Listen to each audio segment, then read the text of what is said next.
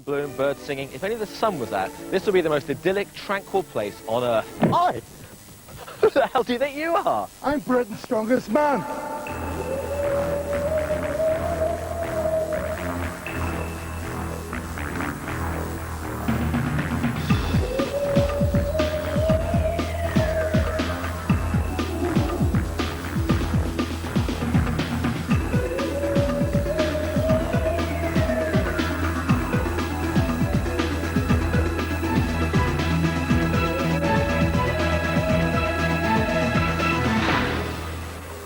Yes! An exultant Glen Ross winning the title 12 months ago. And here at Alton Towers, once again, 30 men have assembled to try and wrest that crown from him. And one of them will walk away with this, the Citroën Van Trophy. Over the next 5 weeks, there'll be all sorts of humping and pumping, grinding and groaning, pushing and pulling, and a few strongman events too.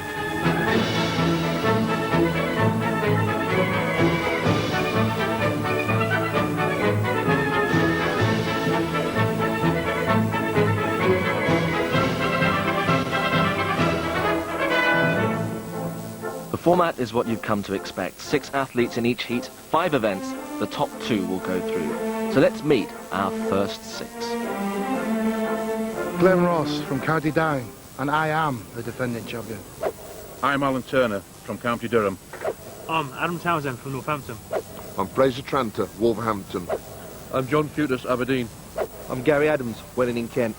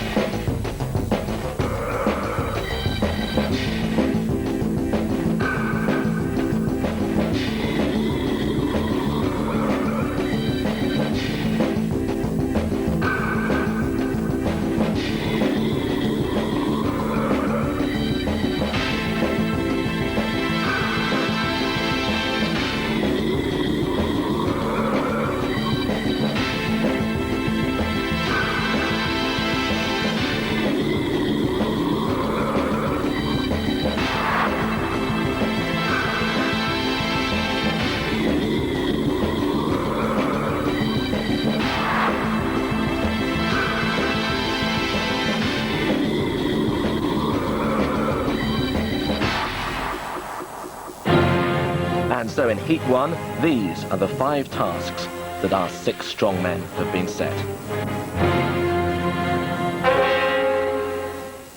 So here we go with the first of those 5 events, the dead weight walk. Carry this 200-kilogram weight down the course and over the obstacles. It's a kind of a strongman Grand National. In fact, imagine trying to walk with Glen Ross dangling between your legs. And your commentator, as ever, is Paul Dickinson. From Bangor, County Down, Glen Ross. From Wolverhampton, Fraser Tranter. From County Durham, Alan Turner. From Welling in Kent, Gary Adams. From Aberdeen, John Futus. And from Northampton, Adam Townsend.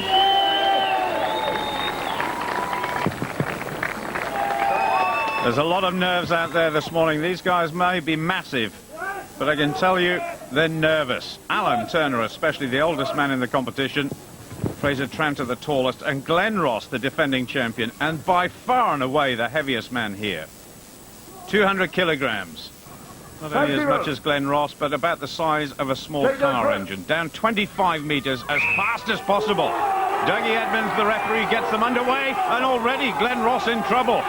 It's on the far side now. Adam Townsend going well. Glen Ross coming back just a little bit. The defending champion finding life difficult here in the courtyard, overlooking Alton Towers. There's Fraser Tranter going well. He's got height on his side. Adam Townsend, a little stumble on the far side. Fraser Tranter in second place, but it's Adam Townsend draws first blood. I think Fraser Tranter in second, Alan Turner third, and what a disappointing performance by Glen Ross. There's the last man, John Futus. But Adam Townsend, maximum points in the very first event. Oh, were you expecting that? Not really. Winning around is one of my better things, so I was hoping to get a good time on that, get some points in. Ready for some ones I'm not very good at. So it's a good start. Gets my head sorted out for the rest of them. It was a real hard group, so I knew it was going to be tough. I knew everyone was going to be quite fast, and also you've got the defending champion in the group as well, so it was always going to be a tough heat. Did you know that Glenn was doing so badly behind you? I didn't even know where I placed. I couldn't see anyone else around me. I was just concentrating on the course in front of me. So, Good start, though. thank you very much. Do you feel you're fighting a battle for the over 40s here? Well, I mean, at the end of the day, it's a sport that everybody thinks is a young man's sport. It isn't. Put the time in, put the training in, you can do it. Why do people think that, do you think? I just think once they say, oh, you get past 30 and on about peak fitness and people peaking at 22s, 23s, I just think that's a load of blowing myself, because if it's in you to do it, you can do it.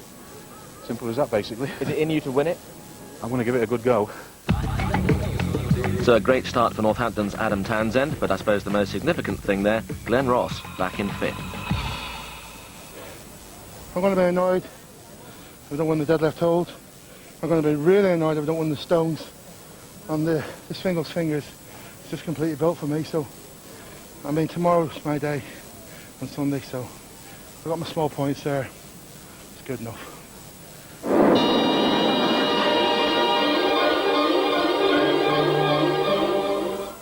Talk us through these pillars then. Well, the thing about this event is it's just pure grip. Forearms and your sockets filled, your arms and your sockets feel like they're pulling out. It's hundredths of a second this comes down to, and it's just pain, pain, pain all the way through.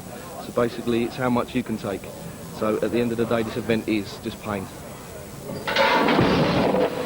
You get the picture. This should be a big event for Glenn Ross, the defending champion, who's enjoyed his year as the king of Britain's strongman. A lot of people have recognised him more now, he's won straight enough, and he loves it, so he does. You know. It hasn't went to his head, but you know, he does like all the people coming up and the kids saying, "Oh, I've seen you on TV" and all that. But he loves the attention, so he does. Glenn Ross absolutely adores this sort of competition. Now then, 160 kilograms in each hand. Total focus and determination, as well as an immense grip. 10 seconds. You've got to try and block out the pain, because believe me, those handles are pulling on the hands with an incredible weight. 20 seconds. 20 seconds plus. Good effort from Glenn Ross, but he needs big points in all the remaining events. Otherwise, the defence of his title is over. He's hanging on for dear life now. You can't relax in a situation like this. It's gone 35.5. We'll have to wait and see just how good that is. This was never going to be my good event. If I get middle table on this, I'm going to win the next three. I'm going to go through this first place, definitely. Well, John Footers found it tough. Just 26.2 for him. Once it starts to go, there's no hanging on with your fingertips. It's away. It's not heavy. Once it's going, it's going. Alan Turner found it tougher. His arm almost came out of its socket. I felt it go straight away. Felt like tissue paper tearing. But just hold on as long as I could anyway. You know, really I should have let it go straight away, but that's not what the game's all about. You know, you still wanted to try your best. But 14 seconds, but the pain, ooh, it's terrible. Well, we'll have to wait and see if Glenn Ross's time of 35.5 is going to be good enough. Gary Adams next to go. Incredible shoulder strength. But how good is that all-important grip? He's looking pretty steady. 10 seconds gone, no problem at all there. Still Glenn Ross in the lead. Oh, and there's Granny Brenda with his young son Kai and his wife Nicola cheering on Dad. He's got a lot of support from the gym in Kent where he now works. And that's got to be an advantage. You can train there too. Heading towards 30 seconds. Gary Adams, can he make 35 and above? Can he go into the lead? It's going to be close. Oh, he's got it. He's got into the lead ahead of Glenn Ross. 36 seconds exactly. Good effort. That bar's extremely sharp. It's normally they're a bit looser, but so smoother, but it's so sharp it just feels like it's cutting your hands to pieces. I'm pleased with that. First time I've ever done it. Just look forward to the next now. Fraser Tranter, the tallest man in this competition, and I think ideally suited to this event. He's got enormous hands. And Douglas Edmonds, the referee and originator of many of these contests, just asking Fraser if he's ready. He's ready. He's steady. He's gone beyond 10 seconds. Almost 7 feet tall, this man from Wolverhampton, a veteran of many competitions now, and world's strongest man too. Oh, he's puffing like mad. You've got to try and relax, if that's at all possible in this event. Relax and breathe. Relax and breathe, says Jamie Reeve, former world's strongest man from Sheffield, who's here as a marshal. He's getting close to 36 seconds. He's gone past it. Now, Fraser Tranter was second in the previous event. There's only one man to go now, and this is good points. Don't get cocky. I think he's actually enjoying it. He knows it's a good performance. He's heading towards a minute now. It's gone. Fraser Tranter, 53.1, and that is a terrific performance. Big points coming his way once again. Oh, it's a bit of showboating there, like you were smiling like you were enjoying it. Yeah, it's a good event for me. I always enjoy the grip events, so hopefully that's enough to give me the full 6 points. There's still Adam to go. You can't rule him out, but banking on that's going to be enough. So here goes Adam Townsend, last competitor. A student nurse, would you believe? You wouldn't mess with him. 21 stones in body weight, comes from Northampton. 10 seconds. All of these guys have got a massive amount of support here. Adam competed in Britain's Strongest Man for the very first time last year. And since then, well, he's won a few contests. A lot of support for Adam, and that's his girlfriend, Sarah. He's heading towards 30. Now, the next target, Glenn Ross, 35.5. Gary Adams, 36 seconds, and he's gone. That is a big surprise, 35.7, and goes ahead of Glenn Ross by 0.2 of a second. Third, good. Yeah, it's still do. Keep the points back up again. I'm happy with that. So as long as I come in the top 3 in every event, that's what I'm worried about at the moment. I don't have to win them all, but it would be helpful. The bigger the hands, the easier the pillars. Fraser Tranter way out in front there. But Glenn Ross, despite being confident, is still well off the pace, as you can see there. He's still 6 points behind the leader after 2 events.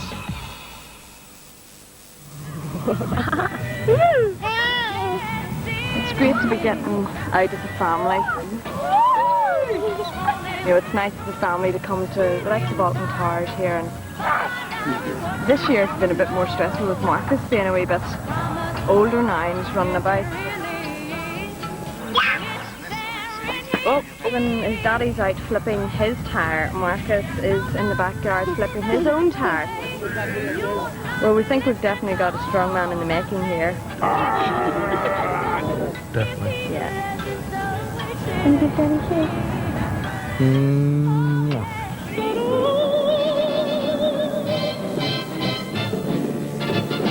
Fingal was the legendary figure who couldn't swim. That's why he built that giant's causeway from Northern Ireland to Scotland. And these are his fingers. The lightest of them is 200 kilograms. And all the guys have to do is pick them up, and push them over. Well, Alan Turner, just 2 for him. 1 finger, 1 thumb. And John Footers never got to grips with Fingal's digits. Glenn Ross coming towards us, and on the far side, it's Adam Townsend. Well, they've got 3 problems. The conditions, the grass is going to be slippery. The fingers themselves are covered in rain. It's just drizzling a little bit. And of course the weight, 200 kilograms this first one, and then they rise by 25 kilograms each. The last one weighs 300. Glenn Ross away. It's even Stevens at the moment. Leading is Alan Turner, 2 fingers in 42 seconds. A 75-second time limit on this one. 15 seconds. Adam well equipped for this sort of event. Immense arms and shoulders, but balance is important. Rhythm is important, and Glenn Ross is in the lead. He's gone into the lead overall, and Adam's having all sorts of problems. 30 seconds. He's just looking across to see what the situation is, and Townsend is finished. He was watching Glenn Ross, but saw the man from County Down had got 2. Is it going to be 3? Yes, it is just. That's a tremendous effort by Glenn Ross. A tremendous effort by his wife Yvonne as well. Always at his side, always supporting this man who drinks, eats, breathes, sleeps strongman competitions. 1 minute.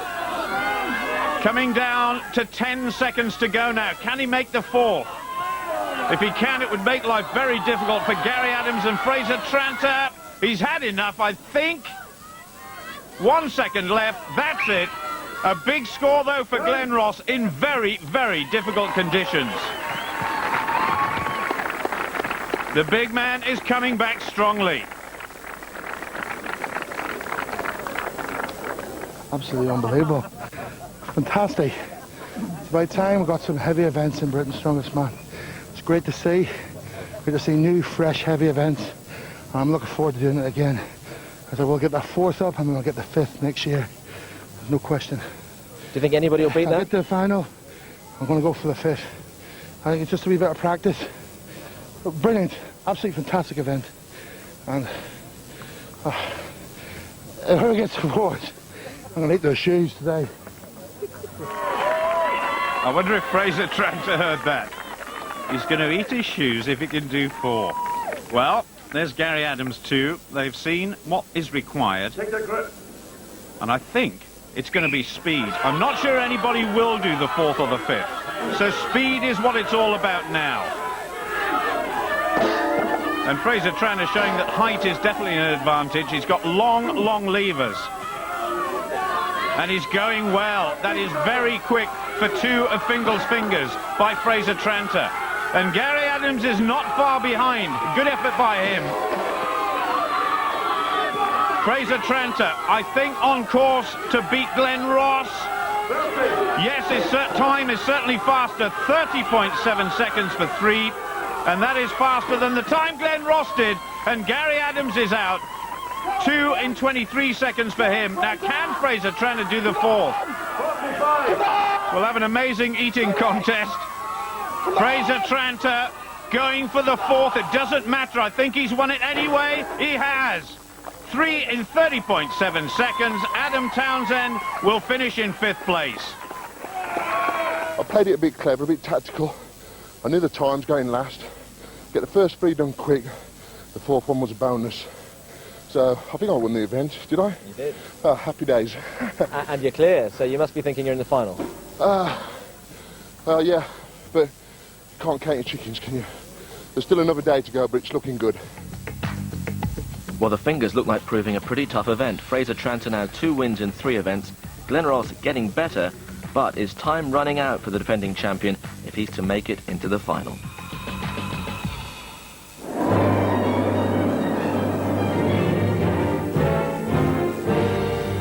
Well, next up, it's an old friend, but with a difference. It's the car lift, or this year it's the van lift, and 3 of them are going head-to-head this time around. Each van weighs 1,200 kilograms. And the big issue in this first group is, will the defending champion Glenn Ross go out at the first stage? These are the 2 men who can deny him a place in the final, Adam and Gary. Basically, you know, to tell me on the 3rd day that I'd have competed against Glenn in 3 events and beaten him on 2, I would have taken that from you 2 weeks ago, no problems. So, Adam, are you looking over your shoulder at Glenn now? I'm looking over my shoulder at everybody, but yeah, Glenn, I'm not underestimating Glenn one little bit. He's good at the holes and he's really good at the stones. So, like I say, I'm not underestimating him at all. I'm not underestimating anybody I'm competing against today because they're all good lads. They certainly are. And Alan Turner in red, Glenn Ross in green, and John Futures from Aberdeenshire in white, struggling a little bit in his first Britain's Strongest Man competition. Now, Glenn Ross, 7 points behind Fraser Tranter overall, and 2 points behind Gary Adams and Adam Townsend. The last 2 events, it's crucial for Ross to perform out of his skin if he's going to make it through to the final. This first lift so important. They're all up. The clock is underway. Alan Turner just a little bit unsteady. John Futers finding life difficult, but gaining in experience all the time. One of the men who becomes Britain's strongest man in the final this year will walk away with one of these vans as the first prize. Meantime, they just want to keep it at arm's length for as long as possible. Alan Turner, who's opening his own gym when he finishes this competition up in County Durham. Futures for the time being as we approach 40 seconds, looking steady. Glenn Ross, steady as a rock in the middle. They're all looking pretty good as we approach 50 seconds. And this event all about immense strength in the shoulders, the arms, the lower back and in the legs. Futures just wobbling a little bit, he goes down, and so does Alan Turner. Oh, in quick succession, two of them have gone, and it only remains now to see how long Glenn Ross can hang on for. 70 seconds coming up, an immense effort from the reigning champion, the defending champion, but it's got to be. He's got to put the pressure on the three other competitors yet to go. Come on, Glenn, a massive effort. Approaching 90 seconds, unbelievable. Jamie Reeves just having a look. He's going, or is he? Oh, unbelievable by Glenn Ross. Absolutely immense effort. I've never seen anything like this. I thought he was going. He just managed to pull it up another couple of inches and he's gone. That is incredible. The medical team being called on just to look after this giant man. Who's the daddy? Well, for the time being, Glenn Ross is. No doubt about that. Can anybody beat his time? You're a man with a mission now, aren't you? Well, so I need to win here to win the stones. I'm going to do it. I'm a stone monster. That really was an unbelievable effort by Glenn Ross. Meanwhile, the three remaining competitors getting strapped on 1,200 kilograms. That's a ton. Adam Townsend determined to capitalise on his position at the moment, and Fraser Tranter in the middle, 7 points ahead of Glenn Ross before this event. Well, Fraser Tranter, the tallest man here, I'm not sure that's an advantage in this particular event. And this is all about the efforts of Gary Adams there and Adam Townsend on the far side. There's Gary's Supporters Club. If they can beat Glenn Ross in this event, I don't think the Irishman can make it through to the final. It was a phenomenal time. 1 minute 52 plus. Gary Adams looking a bit unsteady, a little bit unsure. His time is being shouted out and he's gone. Oh my goodness, that is a surprise. Now what about Adam Townsend? Looking pretty steady. We're approaching 50 seconds. Good points again for Fraser Tranter. The man from Wolverhampton has done well. He finishes now 56 seconds or thereabouts, and Adam Townsend has finished too. Glenn Ross wins it. It's going to be amazing sorting out the points going into the very last event. Tremendous effort from all three. And so it was. Glenn Ross, good to his word. He said he'd get better as the competition went along. Yeah, I've still got a chance. Hopefully my stone's better this year. I've been practicing that well, so all going well. Stand a good chance, but Glenn's still close, only 1 point beyond me now. Fraser Tranter through to the final, Townsend or Ross for the other place. But Fraser's had more good news during the past 12 months. This is James, at 16 weeks old. And who does he take after? He's definitely his dad. Definitely. How many bench presses can he do at the moment? Not too many. I'm hoping he's going to take David Beckham's place, really, rather than strongman. How much was he when he was born? He was £8. Oh, that's just tiny for you. I thought you were going to say he was 1.5 stone. Yeah, that's right. So do you think in years to come you might encourage him to be a strong man? No. No, really? No. Why not? There's not enough money. Go for football. Go for football, and if you're watching, Alex, sign him up.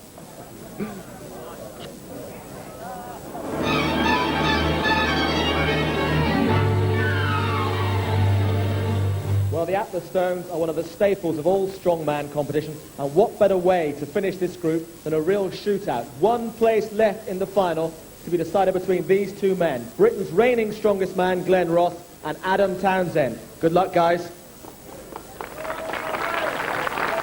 And as John said, it's all come down to this. A battle of the heavyweights to see who goes through to the final and joins Fraser Tranter. 5 stones, the lightest 110 kilos, 17 stones, the heaviest 150, and nobody's lifted that yet. This is all about speed, it's all about determination, and it's all about immense strength as well. Oh my goodness, that is big problems for Adam Townsend. Ross is clearly ahead. Well, neither of these guys are particularly tall. Fraser Tranter, remember, about 7 foot tall, so they've got to push this stone up onto their shoulders and then onto the wall. And Adam Townsend struggling at the moment. This is desperate. He's had 4 very good events. Glenn Ross on number 3, and he's having problems now. He'll be desperately disappointed if he doesn't make it through to the final. The defending champion. All the great champions say it's all very well winning a championship, but to defend it is doubly difficult. Adam Townsend safely with a 3rd. Glenn Ross going for his 4th. Now, can he do it? If he can, it might all be over. He's dropped it. Now Adam Townsend's got a real chance. His girlfriend shouting support. Glenn Ross getting a bit of stick from his wife. Adam Townsend, if he can do this, he's beaten Glenn Ross surely. Glenn Ross in the lead over the 3rd one, but Adam Townsend has dropped it as well. That is it. It's all over. Oh, my goodness. Adam was inches from beating the defending champion, but Glenn Ross, I think, has done enough. Tremendous efforts by Adam Townsend. So, so close. And consolation for his girlfriend from Glenn's wife.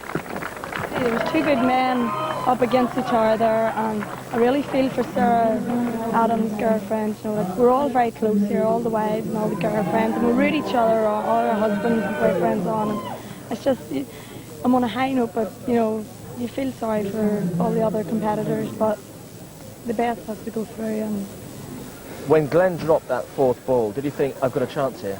I did when I got it almost upon the wall, but if I could just get under it, I've got it. But it slipped, so that's the way it goes, isn't it? How disappointed are you? Very, because it was so close. I dropped the 1st stone, I thought that's it. And I was seeing Glenn on the 4th, and I was on the 4th. I was like, yeah, I could have it. That's the way things go, isn't it? Do you think you sort of snuck in through the back door, Glenn? Well, I just want to say, Cheers, man.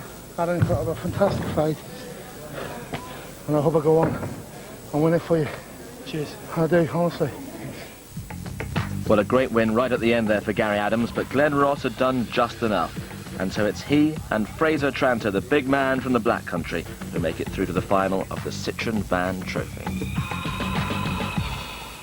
So the first 2 men are safely through to the final, but even though Fraser's obviously in very good form at the moment, I just can't see him winning. I mean, he's just ridiculously tall.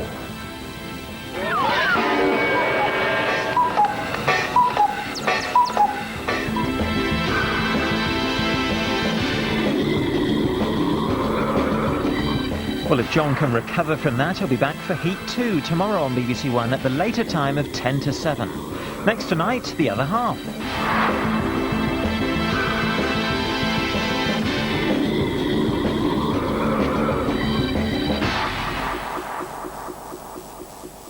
(1974).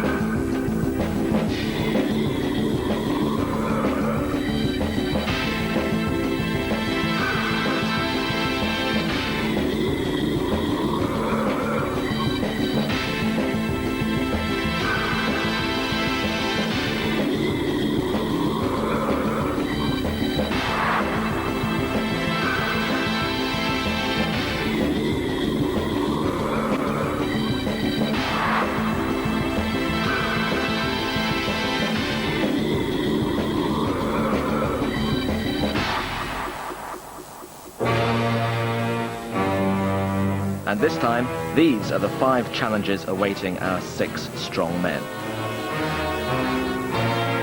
First event, carry this 200 kilogram weight all the way down the course, over the obstacles, first one to the end wins. And having seen the first heat, it seems pretty straightforward to me, so I thought I might have a go.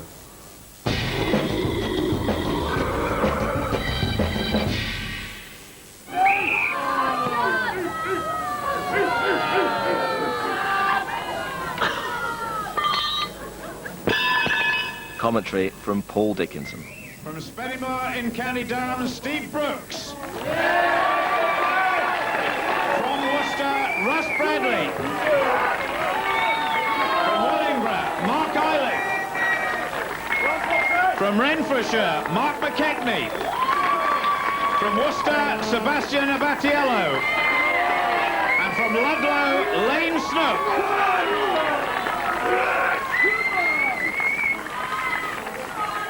Three first-timers in Britain's Strongest Man in this heat. Mark Eilif, Mark McKechnie and Lane Snook.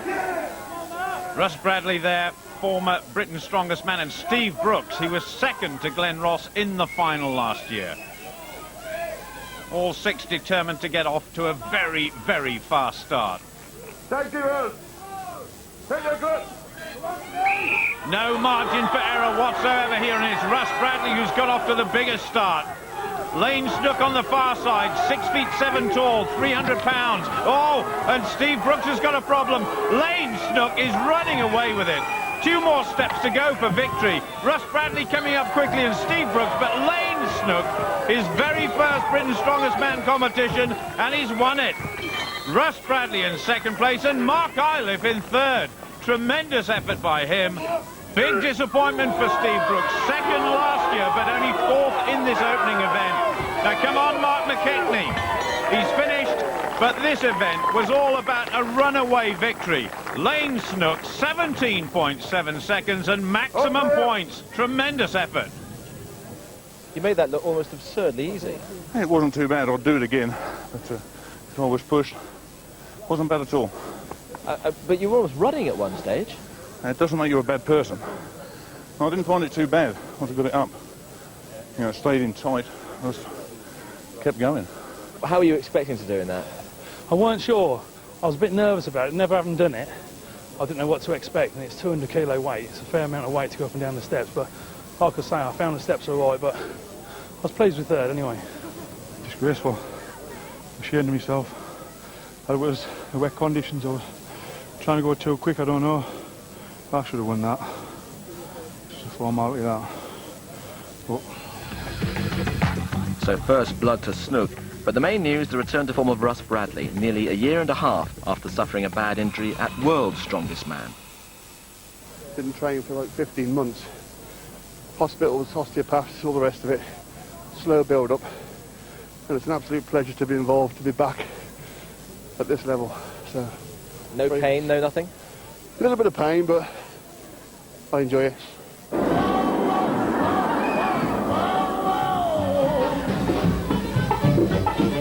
And 2 big barrels. What are you expecting this to be like? Painful. I've never done it before. I've asked the lads and they say the pressure on your hands is great and across the top of your shoulders, so I think it's a question of just getting stuck in and hanging on. How much fun are you expecting this to be? I don't know. See how it goes. Second by second. You know, I might leap off the stage laughing and joking, begging to have another go, but I doubt that, so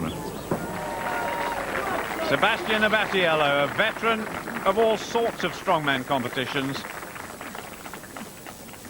Actually, Italy's strongest man once upon a time, and has appeared in all sorts of feature films. He's quite an all-rounder, is Seb. He needs big points, though. Abatiello, 3 points from event 1, so if he's got any hope at all of going through to the final, he's got to hang on for as long as possible to these 150 kilogram barrels. 330 pounds each they weigh. And it's all about grip. We had the Pillars of Hercules last week. This is a variation on that event, but exactly the same sort of torture, and he's gone. 32.5 seconds. A good effort from the man from Worcester. How hard was that? Very, very hard. Heavy, very heavy. How about the mental thing, about keeping it, you know, shouting at yourself? Are you shouting at yourself, at the world, or at nothing in particular? At myself to do it, basically. The most important thing is getting your grip at the beginning. If you don't get it right at the beginning, you won't have a long time. It was okay. Not as good as I was hoping, but I'll keep the fingers crossed, see how it goes. For Mark McKechnie from Renfrewshire, it was proving tough once again. And for the pride of the North East, Steve Brooks, another disappointing performance. Look up, please. Are you ready? Load on. No! Dr. Douglas Edmonds, the referee, just making sure Mark Iliff is set. And look at the stretch that's going on across his shoulders. Well, during his day job, this guy is a Formula One racing car engineer. I bet he's never encountered anything like this. He's come into strongman quite late in his life. There's wife June and Mark Jr., his son, cheering on Dad. Bit of support from that elbow bandage. Oh, the effort required in this event. As much mental as physical. 32.5 to beat, and he's done it! Yes, he has, by the skin of his teeth. Good effort, and he takes the lead. Oh, good. Well done. Brilliant. He's doing well so far. It's his first year he's doing it, so it's a bit nerve-wracking, but... Show us those hands. It's pulled all the skin hard there. That's the worst bit. It's the knurling on the handles are really, really rough. It's not so much the weight pulling on your hands, it's the knurling. It grabs your skin, and it really, really, really is painful. I don't know what it's done yet underneath the chalk, but I'll have to have a look, but it's gone very red. And yeah, it's quite hard, that though. Quite heavy. In the lead, though. And in the lead? Yeah, that's good. I think Mark Iliff was being very polite when he said it was quite heavy. It's very, very heavy, and Russ Bradley knows it. Load on. No! Well, former World's Strongest Man finalist, coming back from injury, missed most of last year, but he's coming back well. He knows he's about 6 or 7 months short of the sort of form he'd like to be in, but it's great to see the former Britain's Strongest Man back. You're doing well. He certainly is, says wife Caroline. Now then, the time he's got to beat, 33 seconds. 2/3 of the way there now for Russ Bradley. Needs big points here. Second in event one. 30 seconds. Couple of seconds to go. Can he do it? Yes, he can. He's got into the lead, but only just 34.6. But Russ Bradley, once again, I think, guaranteed some very, very useful points. He might be short of training, but he's still in very good shape. That was good. I didn't realise, actually. I thought he came second or third then, but yeah, it's practice. That's what it is, practice. That felt so comfortable. There was no pain, didn't feel heavy, nothing. There was a little bit of a jerk at the start, and I knew the left hand was going to go, and he just stood there thinking, will it go in the next 3 seconds, will it go in the next 6 seconds? And it went. The right hand could have stayed there all day. I was a little bit disappointed, but it's in the lead so far, so fingers crossed. Well, Lane Snook didn't walk off the stage laughing and begging for more. And that meant that Russ Bradley, no problems with his back there, was the winner, with Steve Brooks in yet more bother at the bottom. Are you starting to get a little bit worried about how things are? I am, certainly. That's not a good event for me anyway. Tube's always a bad event. I've only got small hands. There's another 3. I've got to win the last 3. And I'll try my very, very best. Well, this looks like being a keenly contested heat. Could Mark Iliff, in his first Britain's Strongest Man, be an unlikely finalist? He's Mark Jr., named after me because he was 10 pounds 6 born. So he's a big lump when he was born. Come on! When he watched me and Bill in that train, he comes around and picks up like empty barrels and starts carrying her about. Like this from the back. Yeah. Was your barrel harder? The toy is harder.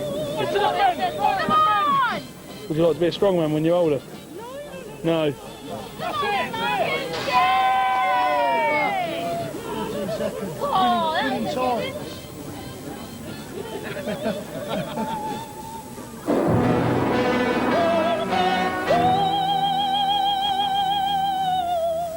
good news and bad news. These are two railway sleepers battened together, weighing 500 pounds or a quarter of a ton. The good news, they don't have to carry it.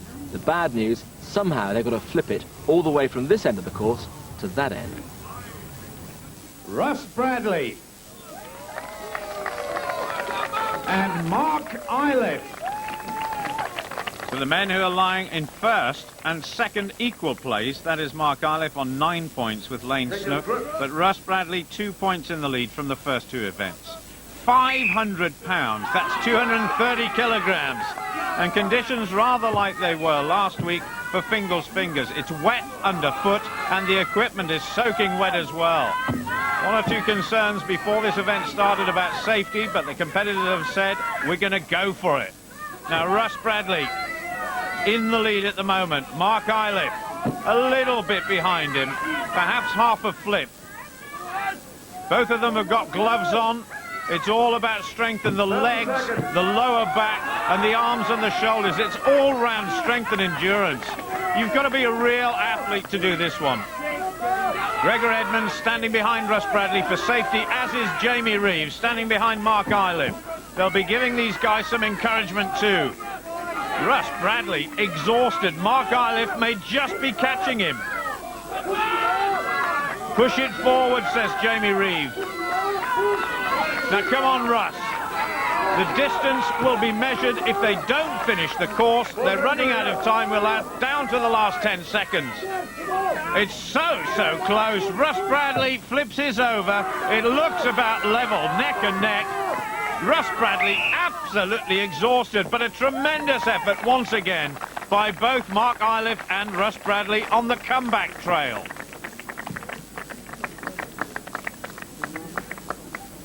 It was like a head-to-head race, wasn't it? Yeah, quite difficult actually. I think the wood soaked up some water between competitors, and it is very, very heavy. And on that last one, I was very disappointed with that, really. I should have finished that course quite easy, but the last one, just nothing left in my arms to press it or anything. Were you watching him? I was aware of his position, yeah. I actually thought he'd beat me. But that sapped a lot out of me. As I said before, I'm coming back. The raw power's not back yet, leg power's not back yet, but I'm surviving it. If I can get into the final, it'll be a huge bonus. Well, this was not the ideal platform for Seb Abatiello. Just 11 metres he managed. Lane Snook, though, much better for him, into the lead, 15.9, but no one's completed the course yet.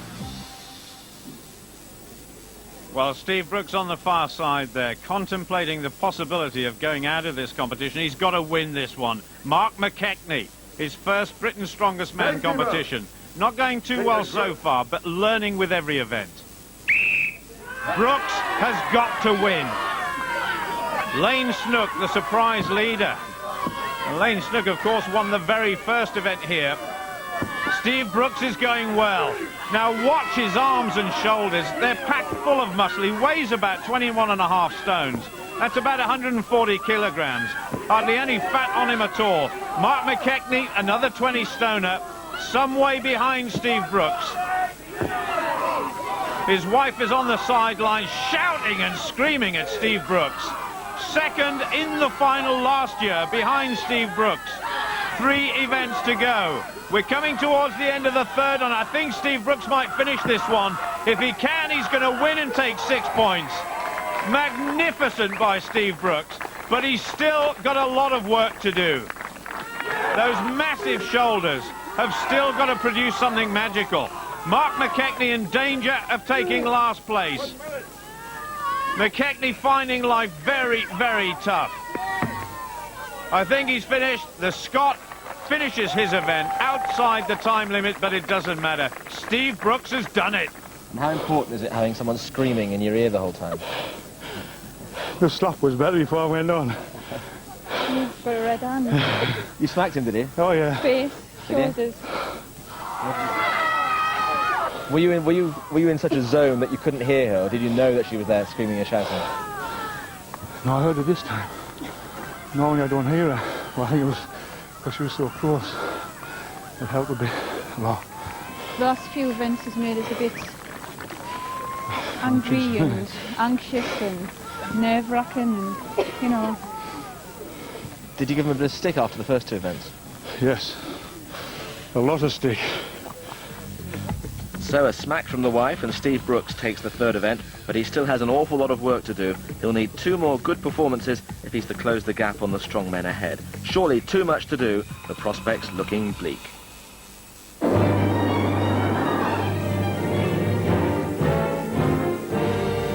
Well, this year the car lift has metamorphosed into the van lift, and 3 of them are going head-to-head. Each van, as you can see, weighs 1,200 kilograms. And the big question in Group 2 is which 2 of these 3 men will make it through to the final.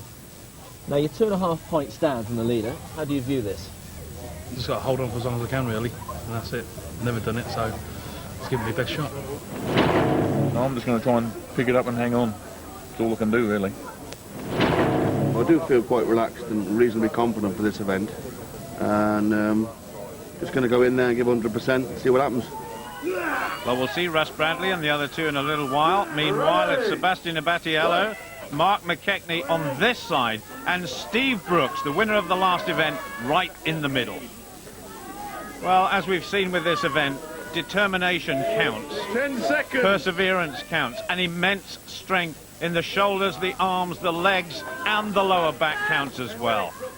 We had a phenomenal time by Glenn Ross in the last programme in this event. 1,200 kilograms. There's Lynn, Steve Brooks' wife. Well, we've heard that she gave him a bit of stick before and after the last event, rather her than me. Steve Brooks, though, has got to win these last 2 events to have any chance. Abatiello, well, an immense performance here. Could improve his chances of making his very first final a reality. McKechnie a little bit off the pace. Steve Brooks, oh, McKechnie has gone. Mark McKechnie just about 50 seconds. Abatiello's hanging on. A good performance by him. 1 minute. Steve Brooks looking fairly composed, if that's at all possible. And Abatiello is finished. The man from Worcester, a very good time. Over 1 minute. Now, what has Steve Brooks got left? Still 3 very good competitors to come. He's got to hang on for as long as possible. Tremendous support for Steve Brooks here at Alton Towers. He's not gaining on Glenn Ross's time of close to 2 minutes, but that is phenomenal. Steve Brooks, 89.2 seconds. Absolutely brilliant. How tough was that last 20 seconds there? Very. I nearly passed out. But, like I say, I need it, so. Ooh. It's more mind over matter the last. When I heard Seb drop it, I was about ready to go myself. Like I say, I need the points, I need the win. Hopefully, a bit of luck I might get it. So our next 3 being told to lift. Bradley and Iliff up, and Lane Snook can't do it. He's given up, and that is a desperate situation for Lane Snook, but great news for Steve Brooks. Russ Bradley, the overall leader, 14.5 points. Mark Iliff in 3rd place. But what about Lane Snook? 20 seconds. He'll only finish with 1 point, and Steve Brooks will almost certainly go ahead of him after this event. Now, Russ Bradley, he said all along he's not in great shape, but he seems to be getting stronger with every event. Mark Iliff, the first time we've ever seen him on Britain's Strongest Man, and he's been so impressive, but he's finished now, 38 seconds, and that is again good news for Steve Brooks. Russ Bradley struggling just a little bit, and he's gone as well. Oh, well, as far as Steve Brooks is concerned, it couldn't have been better. He's beaten all his main rivals, and that is his 2nd win in a row. So Steve Brooks, a man on fire in this heat, but Lane Snook was actually choosing to save his energy for the final event. What it means, though, is that Brooks has been catapulted into 2nd place with 1 foot in the final.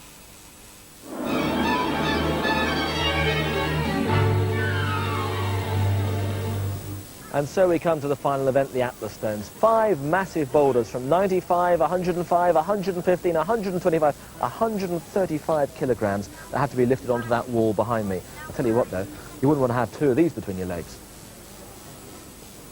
Take your position. Lane Snook on the far side. Mark Iliff on this near side in the red vest. Inexperienced as far as this classic strongman event is concerned. Ready. All 5 in the fastest possible time. We haven't seen anybody do it in the previous programme, but what a way to finish 5 gruelling events. Mark Iliff by far and away the shortest of these two. Lane Snook is about 7 inches taller. Both have completed 1 each. I think Mark Iliff slightly the faster. Lane Snook gets the second one on, and he's moved ahead of Mark Iliff. 2 debutantes in Britain's Strongest Man, but 2 names to watch out for in the future, that's for sure. Now, what can Lane do? Whoever wins this particular pairing will set the target for the rest, and that is what Steve Brooks will be watching very, very carefully from the sidelines. This, the stone which weighs 125 kilos, 19 stones in weight. That's about the same as a refrigerator that's full of a weekend shopping. Absolutely massive and very, very awkward to lift as well. They're running out of time. We're inside the last 10 seconds, and Lane Snook has done it. A fabulous effort.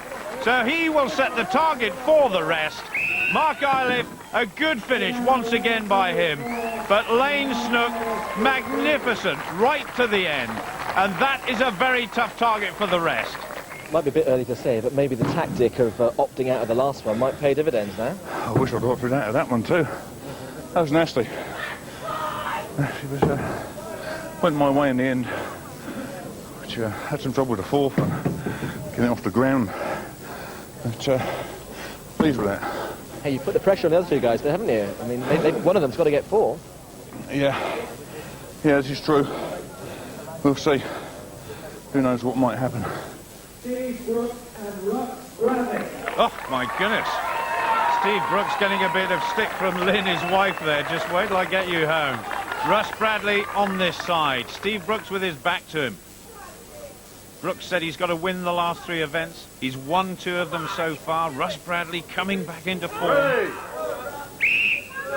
So, Steve Brooks will have seen what Lane Snook did. He'll be very conscious of the fact he's got to do 4 to beat Lane Snook and go through to the final. Russ Bradley too, can't afford to relax too much. Mark McKechnie, we haven't seen him, but he lifted 3 stones, and that was a good effort by him. So providing Russ Bradley does 3 or more, he's pretty safe. Lynn is getting agitated on the sidelines. Russ Bradley in the lead, Steve Brooks taking it steady. This man is solid muscle. Bradley, full of grit and determination. Brooks, hot on his heels, but Bradley gets 4. An incredible effort. Now then, what has Steve Brooks got left? Nobody's done 5 in either of the 2 programs we've seen so far. This one will take him through to the final, and he's got it! Steve Brooks has done it. Russ Bradley has finished. And now the Brooks family can afford to celebrate after so much doubt earlier in the competition. Russ Bradley has made it too. What a phenomenal way to finish. Did you ever entertain the thought of going out at the group stage? Yeah. We had a bad few nights.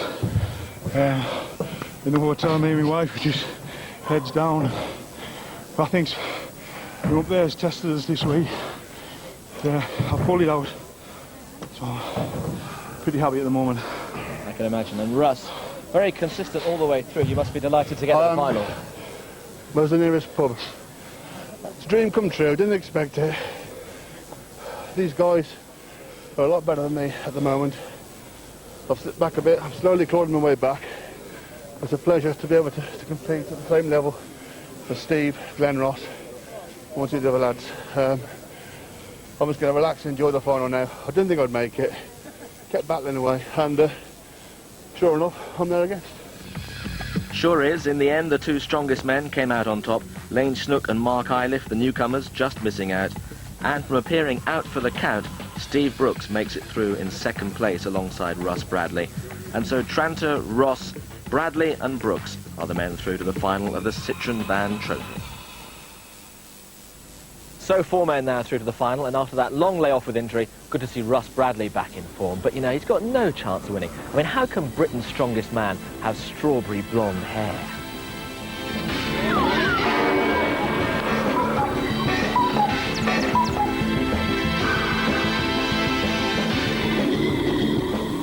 Heat 3 is next Sunday on BBC One at 7 o'clock. In a moment tonight, Auntie's sizzling new Summer Bloomers with Terry Wogan.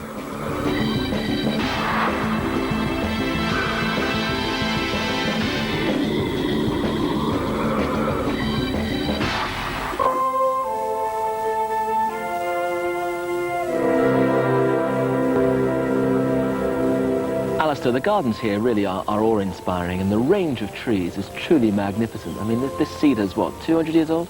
Yes, that's right, 180, 200 years old. Fine example of Cedrus libani.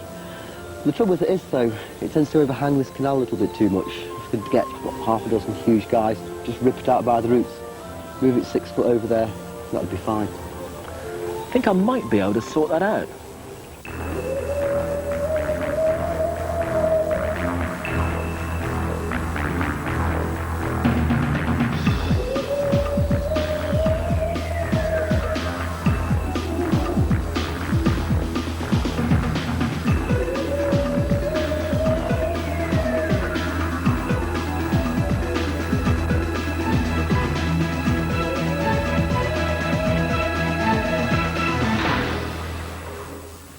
Well, we're heading towards the halfway point now in this year's Britain's Strongest Man competition for the Citroen Van Trophy. 4 men have made it through to the final already here at Alton Towers. A further 2 will join them today. Here, in the most peaceful of settings, raw power.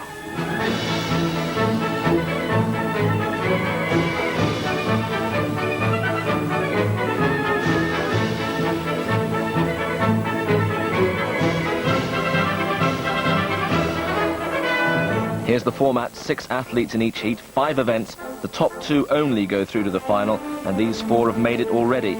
Fraser Tranter from Wolverhampton, Glenn Ross from Bangor, Russ Bradley from Worcester, Steve Brooks from the North East, who'll join them from this heat. I'm Jamie Barr from Fife. I'm Rob Dixon from York. I'm Adrian Rawlinson from Dudley. I'm Paul Banks from Slough. I'm Martin Campbell from Northern Ireland. And I'm John Kiss from London.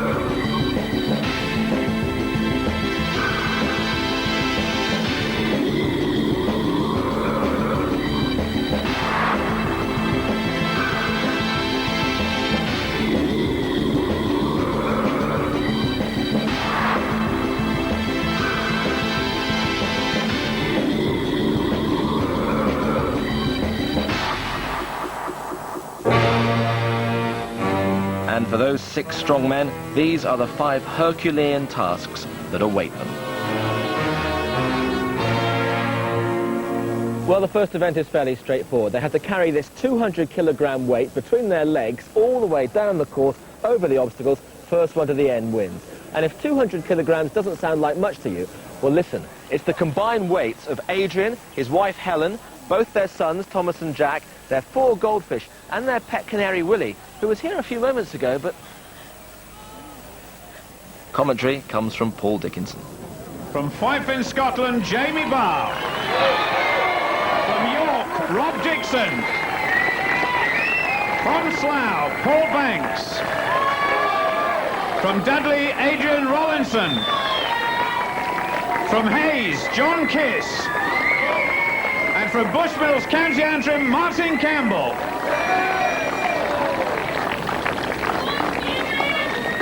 Jamie Barr on this side, former competitor in World's Strongest Man competition. Martin Campbell, whose big hero is Glenn Ross, the defending champion who's already gone through into the final. Adrian Rawlinson there, the biggest man. Rob Dixon, all fire and fight. right next to Jamie Barr. 25 metres they've got to cover in the fastest possible time. So important to get off to a quick start. Timekeepers, take your grip. Douglas Edmonds gets them away to a start. And on the far side, going well is John Kiss in the yellow. Jamie Barr going well. Rob Dixon is coming away. One of the shortest men in this competition. Oh, he's absolutely blowing away the opposition. And he's got it. Rob Dixon wins it. I think it's Jamie Barr in second place, just ahead of John Kiss there. What a phenomenal start by Rob Dixon. Adrian Rollinson just finishing now, along with Paul Banks. That's Rollinson. Paul Banks just picking up a single point, but it's 6 points, a big 6 points for Rob Dixon. Were you expecting to win that? No, not at all. Not really normally a good event for me, isn't that? So running next to Jamie Barr really spurred me on. I saw myself in front of him and I didn't get too excited because I didn't want to drop it. I've been renowned to dropping before, but I was very, very pleased with that. I would hope for top 3, so that was brilliant for me anyway. When you saw Jamie sneaking up on you as you were coming towards the final steps, did you start worrying a bit? I never saw him sneaking up on me. I'll be honest with you, I never really saw him sneaking up on me. You say he was, so that's a fair comment, but I never saw it. If I did do, I would have probably worried. As a seasoned campaigner as you are, is the sole intention here just to qualify for the final, really? Well, obviously that's your first. You can't start counting your chickens. I'm going to be in the final. You've got to just get on with it, make the final, and see what you're going to do when you get there. Don't want to peak too soon, then, do you? No, you have to try and do enough to get there, but no showboating and wasting energy. How do you rehearse, or how do you train for carrying something of that magnitude between your legs? You don't really. It's just I've been just working my fitness. It's hard to get hold of the equipment because you never know what the events are. So you got to improvise and just work on your fitness really and strength. How hard was it? It was pretty easy. It was just I think I got the momentum too fast and slipped and get it over. Tell you, it's a good job you didn't drop it on your foot. No, I'm careful like that. Rob Dixon, small is beautiful. And what of the protege of Britain's strongest man, Glenn Ross, Martin Campbell? What did he make of it? Great one. It's very hard. It's a lot harder than I am, strongest man, which I noticed here already. Like, weights is a lot heavier. Boys are bigger and stronger. But I'm only 25 and hope to improve, which I have done the last couple of years. I know now I'll improve even more. I was training a bit with Glenn.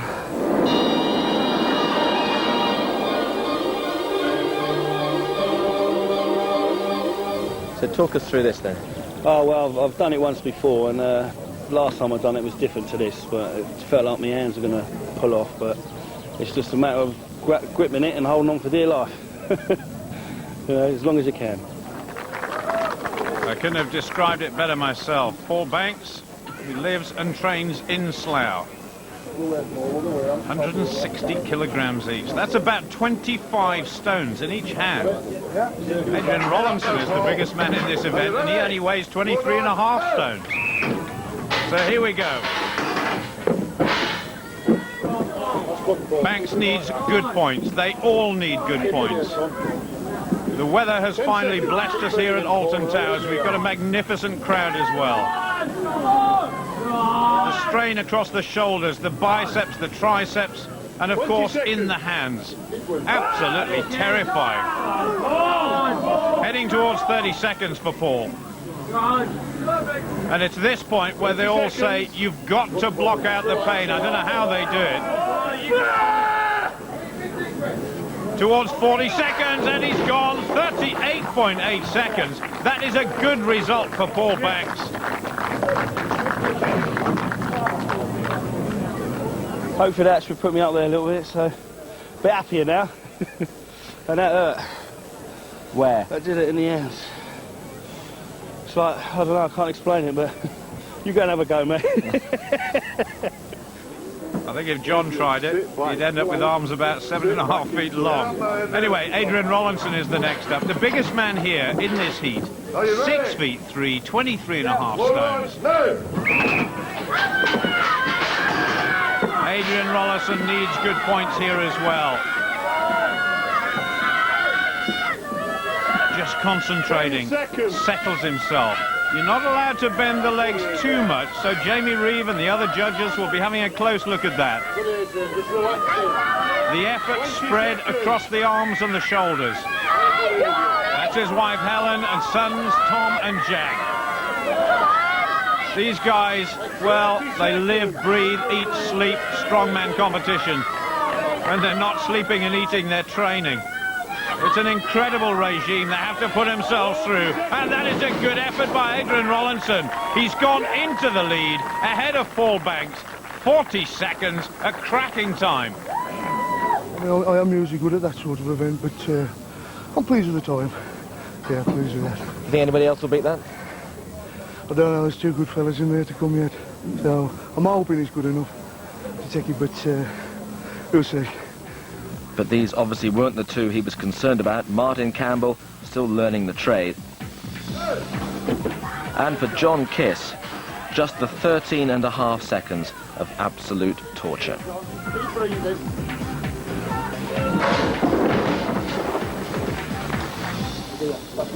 So here go the top two after the first event. The first we're going to see Rob Dixon. In some ways, the surprise winner of that first event. He weighs about 20 stones of solid muscle, but he's by far and away the shortest in this heat. A real fiery little character. Now, the time he's got to beat, Adrian Rollinson's 40.8 seconds. And that really is a good time by Rollinson. Oh! Absolutely grimacing with pain. There's Tracy with his son. Oh my goodness, come on now, Rob Dixon, he's gone. 23.5 seconds. And for the time being, he's in third place, but still Jamie Barr to come. How bad was the pain towards the end there? Oh, it was quite bad from the start, actually. You know, it was a hard event for me. I didn't expect it to be hard, but not quite that hard. I thought I might have been able to pull a few more seconds out, but when it's time to go, unfortunately. You know, I've given it all I could give. I couldn't give any more, so I did what I could do. I thought your face was going to explode at one point. Yeah, I'm renowned for having a red face. Yeah, blood pressure's all right, but I've got a red face, so yeah, it matches the T-shirt, doesn't it? Well, thank goodness Jamie Barr's face doesn't match his T-shirt. The last competitor. He knows precisely what he's got to do. 320 kilograms plus here. Over 600 pounds. The pressure on the arms must be unbelievable. Keep breathing, Jamie. Keep breathing. Jamie Reeve, Britain's former world's strongest man, saying to Jamie Barr, keep breathing. Keep breathing. Marvellous. Just relaxing. Jamie from Fife in Scotland. Third in last year's Britain's Strongest Man final.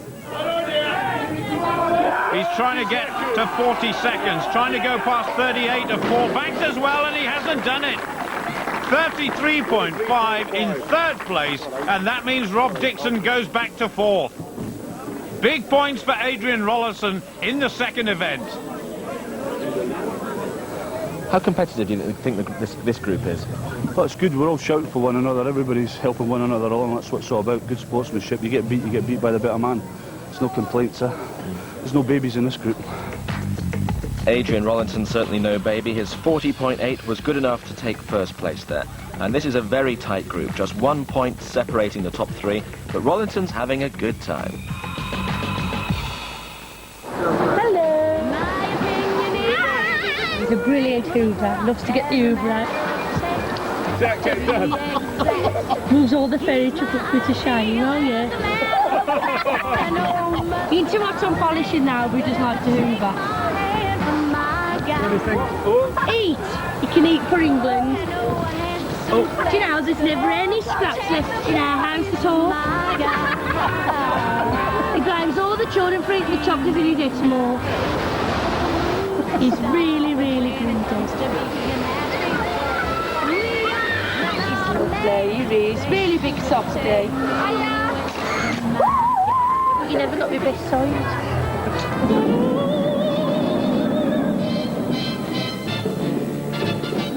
Well, this next event is a brand new one, and it's derived from the legend of Fingal, who built the Giant's Causeway from Northern Ireland to Scotland. These are his 5 fingers, ranging from 200 kilograms to 300 kilograms. And with fingers like tree trunks, just imagine what his thighs were like. And you know what they say about guys with big fingers? Big thumbs. It's still proving hard work for Martin Campbell. 2 fingers in 43.7 and only 2 for John Kiss, but look at that time, 22.7. The 2 equal first places, Jamie Barr first of all, and Rob Dixon at the far end of the stadium. 9 points each. There's only 2 points covering the first 3 competitors. Adrian Rollinson on 8 points. Now the first of these fingers, 200 kilograms, 440 pounds, and conditions difficult for this event. It's rather slippery, so safety is of paramount importance. Jamie Barr ahead of Rod Dixon at the moment. This next one, 225 kilos. We're knocking on towards 500 pounds now. Rob Dixon, come on, just push it up a little bit extra. Jamie Barr is on the third one, 250 kilos. Rob Dixon finding this a struggle. His face has definitely gone a deeper shade than when he started. Now Jamie Barr is struggling as well. He can rest it on his shoulder. If neither of them get all 5 up, the time at which they produced their best effort, and in both cases it's their second, will count towards the final score. Jamie Barr, 23.4 for 2. He's in second place behind John Kiss. That, I assume, was a tactical decision not to go for the third one, though. Aye, because I've got the same points as Rob, so that means my second one was faster, so I'm a point in front.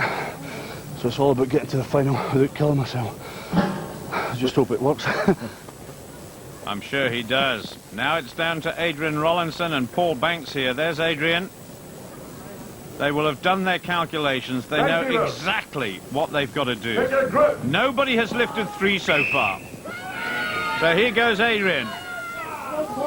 Very tall. That will give him an advantage over Paul Banks and the rest. And that is a quick time for both men. In fact, this is very, very quick.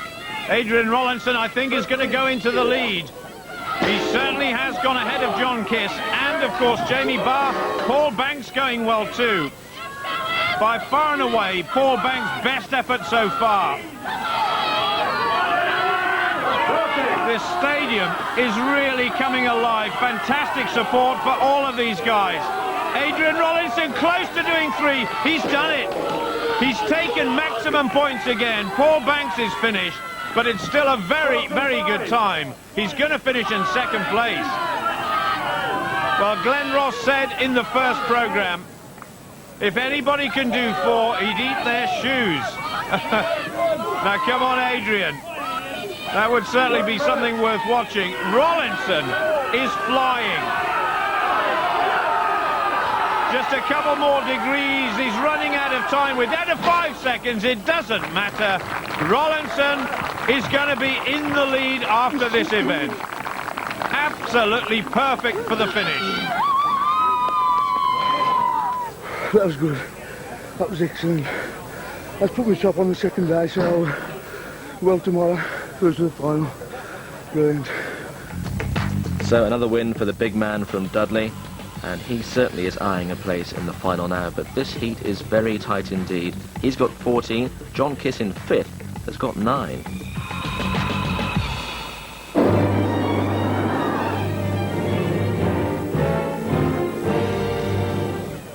Well, this group really is fascinating. Any 2 of 5 can go through to the final, and this van lift might be crucial. 3 of them going head-to-head at a time. Each van weighs 1,200 kilograms. So assuming they all think they're going to go through to the final, who's going to go through with them? Answer? Big Adrian over there. Big Adrian over there. And you say? Big Adrian. Big Adrian. And you say? Big Adrian. Big Adrian. My mum. Your mum? My good friend there. Your good friend there. And Martin, what about you, mate? Better luck next time. Yeah, sad, isn't it? Well, Martin Campbell, who's on the right-hand side, will be determined to salvage something from this competition. There he is, training partner and great friend of Glenn Ross on the far side. John Kiss, the prison officer. That is Paul Banks right in the middle. We've seen some phenomenal performances in this event in previous programmes. I don't know what he's smiling about. He's enjoying himself, certainly all of these guys are. Tremendous competitors, but great friends as well. Over 20 seconds. All three competitors looking pretty steady at the moment. Tremendous support for all of these guys. Paul Banks is gone. 31.7 seconds. Now, what has John Kiss got left? Martin Campbell on the other side, shaking, but still steady. The strength in the legs and lower back so important. It looks as though these 1,200 kilogram vans, that's over a ton, is stretching their arms. Well, finally, John Kiss has really got his act together. It's still a good time. 56.8, and Campbell enjoying every second now. He has salvaged something. His best performance by far. 66.4, and that is an emphatic lead. Three very good guys to come, but at the moment it's Campbell. Adrian Rollinson and the rest go next, and can Rollinson make it 3 in a row? It'd be nice to go away with one win, wouldn't it? It'd be brilliant. First time, like, it'd be nice if we could get one. But I'm looking forward to seeing the other boys go. I'll watch them, see how they go. Feeling encouraged by that there? Oh, aye. I was a wee bit down there, sort of sitting down earlier on, but I feel a lot better now. Happy with that. That was a very, very good effort by Martin Campbell. But you suspect that Adrian Rollinson here, Rob Dixon, and of course Jamie Barr could produce something special. All three of them up without any problem at all. Now at the moment, Rollinson, 2 victories. Rob Dixon, 1. He won the very first event. Jamie Barr going along steadily. Rollinson after the hat-trick of victories. Jamie Barr will use all his experience. Tremendous Highland Games competitor and strongman. Rob Dixon on the far side, just glancing down at the floor. 30 seconds. Looks comfortable. Great support from the Rollinson family. Come on, Dad. He might eat them out of house and home on a regular basis, but they're really supporting this guy to make it through to his first ever Britain's Strongest Man final. Jamie Barr's been there before. So has Rob Dixon. Heading towards a minute. Martin Campbell's time, remember, 66.4 seconds. Rob Dixon at the moment on 11 points in equal third place. Jamie Barr in second place on 12. Rollinson in the lead. They've gone past Martin Campbell. Martin Campbell will finish in 4th place, but who's going to win this one? One event to go after this. This is crucial. They're all watching each other. Jamie Barr heading towards 90 seconds. Unbelievable. 90 seconds. This is phenomenal. All three are heading towards 2 minutes now. A time even Glenn Ross couldn't complete. Rollinson perhaps looking the best of all. Come on, Rollinson, that's his wife. 1 minute 50. This is unbelievable. They're going past the time that Glenn Ross set in the first program. Who will be the first to crack? Big points are at stake here. What has Jamie Barr got left? What has Rollinson got left? They think he's got it. Oh, the atmosphere here is unbearable. This is incredible. Over 2 minutes. I've never seen anything like it. Jamie Barr goes down. He will finish in 3rd place. Rob Dixon finishes in 2nd. And Rollinson gets a hat-trick of victories. Absolutely fantastic from Rollinson. Fantastic from Rob Dixon. And a tremendous effort by Jamie Barr as well.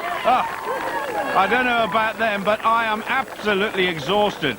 That is one of the greatest contests I've ever seen. He said today, he walked out the bathroom, he said, I ain't going to let go. Even if I faint, I'm not going to let go. That was brilliant, that was. Brilliant time as well. Excellent. They were talking each other and shouting at each other, but you were just there in a trance almost. Just transfer, just totally cleared my mind and went for it. One time I thought, around about 40 seconds, I thought I was going to drop because man's just totally went numb. But to pull through, brilliant. Brilliant. Oh. You're almost in the final. Yeah, excellent. Whew. When he started shouting at me, my grip started going, and I got my composure again. I started shouting, "You're dropping it, Jamie, you're dropping it." He was looking at me and went, "Come on, Yorkshire boy." So it was, we're now equal points now, aren't we? Aye, that's what it's down to the end. I had to finish, but at least just 1 point, so we're going equal points to the Stones. It's good for TV, isn't it? It's good for TV, isn't it, Jamie? Oh, that's what it's all about. Yeah. So 3 wins in a row and safely through to the final is Adrian Rollinson. But the best of friends and the greatest of rivals, Barr and Dixon, with everything to play for now.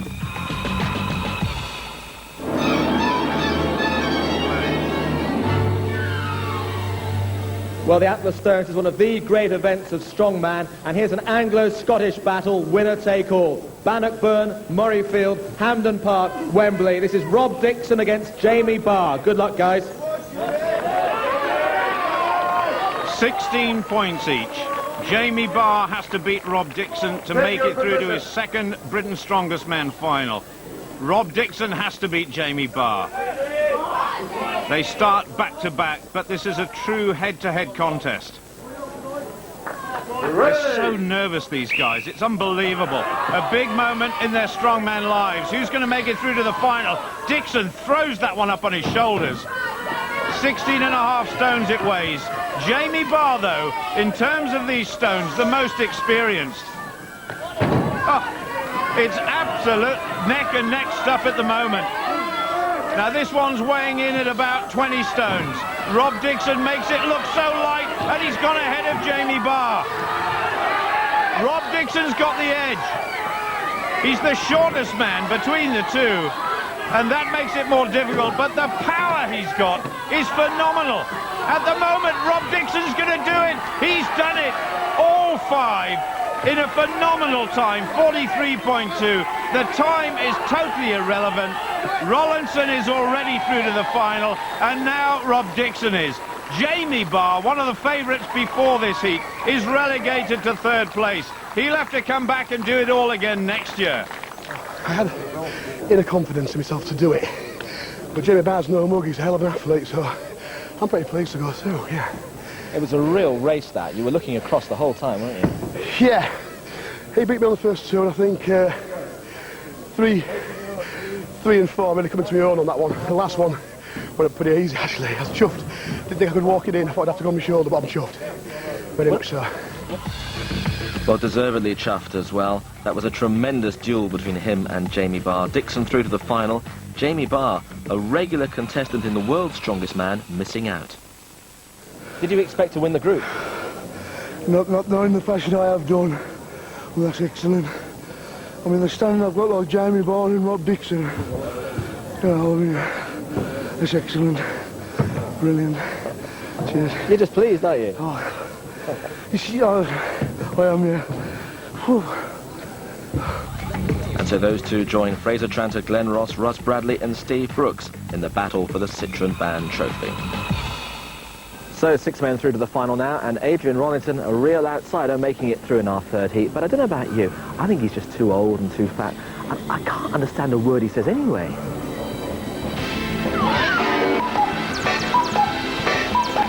Stupid boy.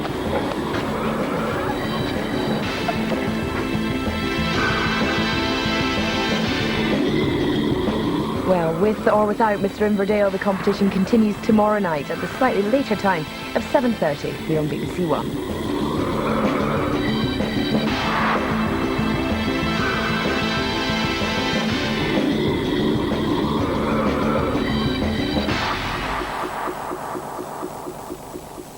If you... Alistair, I must just say, what a real treat it's been to walk around these fantastic gardens that you've got here. Yeah, they're great, but I've never been happy with this monolith here of Stonehenge. If I get half a dozen big guys to help me move it to the other side of the valley, that'd be fantastic. Alistair, no problem, mate.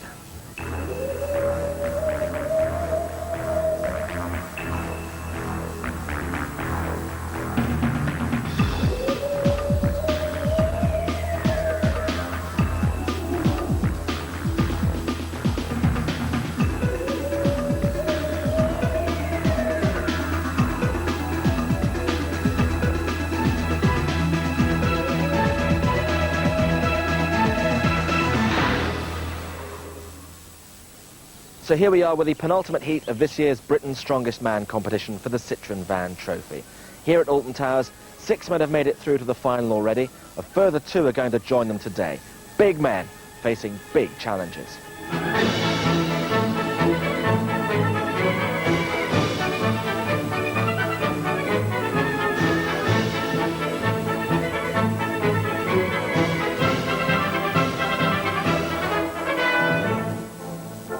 As usual, there are 6 athletes in each heat, 5 events, 2 will go through, and these are the 6 who've made it so far. Fraser Tranter, Glenn Ross, Russ Bradley, Steve Brooks, Adrian Rollinson, Rob Dixon. Who'll join them from this lot? I'm Bill Pittock, Northampton. Mark Kay from Scarborough, Yorkshire. I'm Neil Elliott from Helensburgh. Brian Turner from Dumbarton. I'm Graham Mullins from Maltby. Darren O'Brien from Sheffield.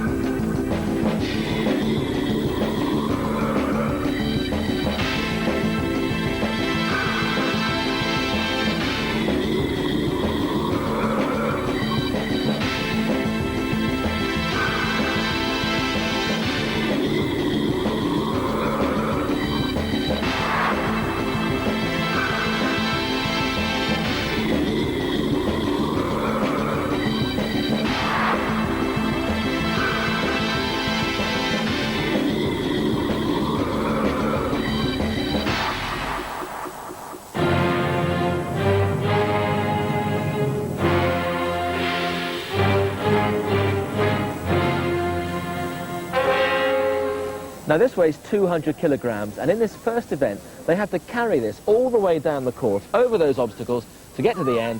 First one down there wins. Now 200 kilograms is the same as 2 washing machines. You imagine walking with 2 washing machines dangling between your legs. The man with the mic is Paul Dickinson. From Northampton, Bill Pittock. From Rotherham, Graham Mullins. From Sheffield, Darren O'Brien. From Scarborough, Mal Kay. From Helensburgh in Scotland, Neil Elliott. And from Dumbarton, Brian Turner.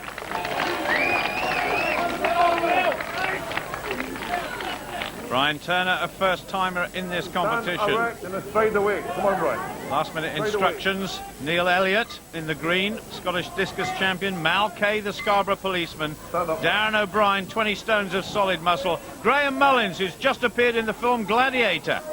Bill Pittock, really pumped up for this. Timetable. 25 metres in the fastest time, and away we go. Graham Mullins, and right on the far side. Oh, Brian Turner was leading, but he dropped it. Bill Pittock, the closest to Graham Mullins, but Mullins running away from the rest. That is incredible. Oh, he's gone. He's just got one more step to make. 200 kilos on top of the platform. Mullins wins it. Pittock in second place. Who's going to take third? Neil Elliott on the far side. The Scot going well. Very, very close between Neil Elliott and Mal Kay. Well, Neil Elliott just got it by the skin of his teeth. Third place, Mal Kay in fourth. But what a performance by Graham Mullins. 6 very, very big points for the biggest man in this competition. Was that as easy as it looked? I see. Oh, my son, yes, it was. It felt good. Really felt good this time. Is it easier being in films or doing this? It's the same amount of time waiting around to get on and get it done, but I think the film's a little bit easier. Really? Yeah. Let's tell Tom Cruise that. I knew I had a bit of a race on with Graham Mullins being a taller man. It does suit a taller man. And the discus thrower, Neil, I thought he'd be good as well, but I thought I should have won it. I dropped it a few times then. But I'm pleased with that. That's not a bad second, I suppose. So was that an event you were hoping to do better in, or weren't you sure? No, I've never done this before, and I'm better at heavier events. The deadlift hold, I think, will be my little joker I'm going to play, but don't tell anybody that. Sorry, nobody's watching. Okay. Well, that was a step into the unknown for some of them, but Graham Mullins was the biggest and the best. Bill Pittock in second, and in third, Neil Elliott. Very hard heat. A lot of quick guys, a lot of experienced guys, a lot of tall guys, which is suited to this event. And it was all just about what's done on the day. And made a few mistakes, but I'm quite happy, came third. So next event should be good.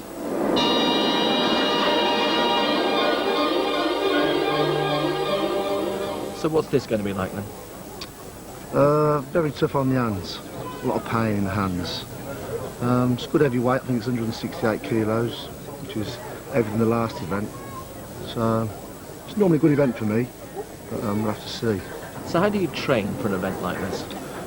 Basically we just hang from a bar from the ceiling and just hang weights around our waist, 120 pounds, and just hang there as long as we can, which is very similar. It certainly is similar. It might explain why some of these guys have got very long arms. That doesn't apply, though, to Darren O'Brien. Only 5 foot 8 inches tall, but 20 stones. He's built more like a bodybuilder. A protege of Jamie Reeves from Sheffield. Jamie Reeves, one of the referees here, standing right behind Darren. Now, as we've come to expect in previous programmes, any time over 30 seconds here is very, very good indeed.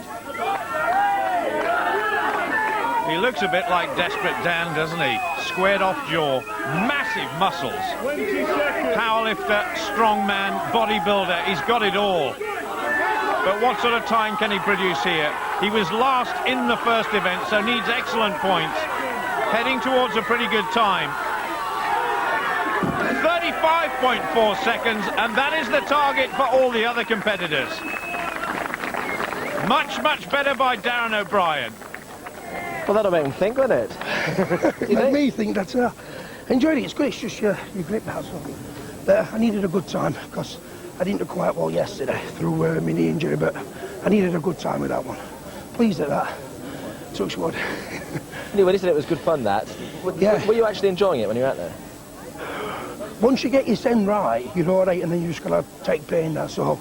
But I enjoy it like that anyway. Bit of weight, more pain on my body. Good, I enjoyed it. Well, making funny faces too, but of pain. Brian Turner, just 28.7 for him, and also Neil Elliott, 33.1 seconds for him. Rock and roll. This is Mal Kay. Still Darren O'Brien in the lead. And like Darren, the first time that Mal Kay has appeared in Britain's Strongest Man competition. Are you ready? Hold on, now! Very deceptive is Mal Kay. He's about 6 foot 5 inches tall. The big policeman. But he is over 20 stones. He's a well-conditioned athlete.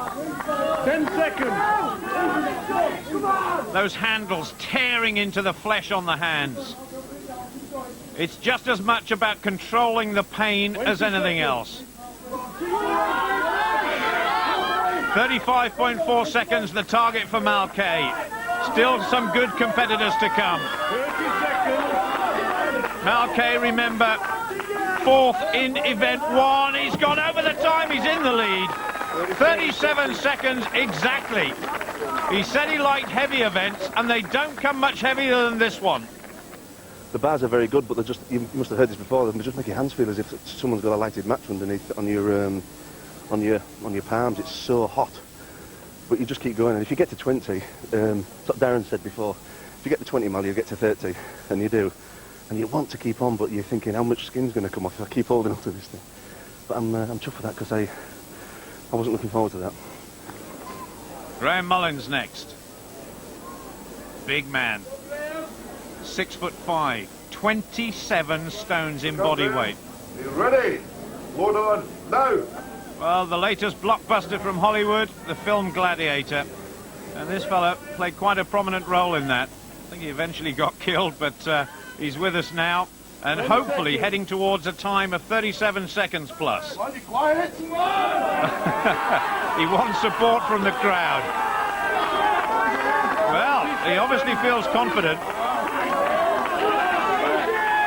He wants maximum points for this one.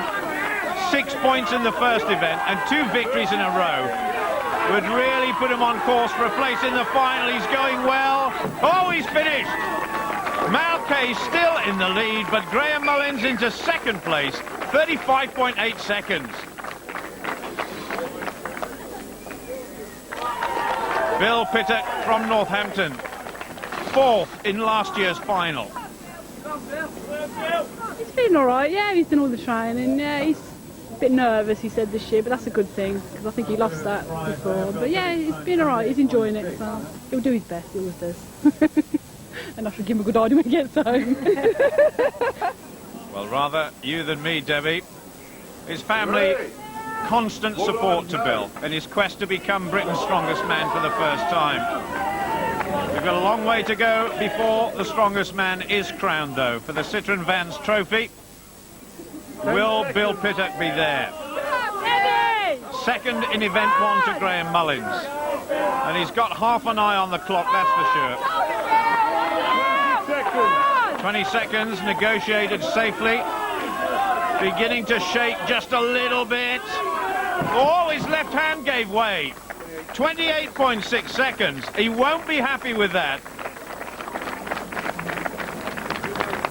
Broke a nail. I told him not to have them false ones on. Mal Kay, the surprise winner, but even more of a turn-up, that seasoned campaigner Bill Pittock holding up the rest. How much does that set you back? There's still 3 events to go, but that was appalling, really. I think I was 6th place, from 2nd to 6th. I don't know, it's a good event for me. When you do bad at your good events, that's not good, but just didn't feel comfortable in my hands. Didn't feel that heavy. I don't know, just 3 more events to go, still plenty of time. But already Graham Mullins is the man to beat, but will Mal Kay cop a place in the final?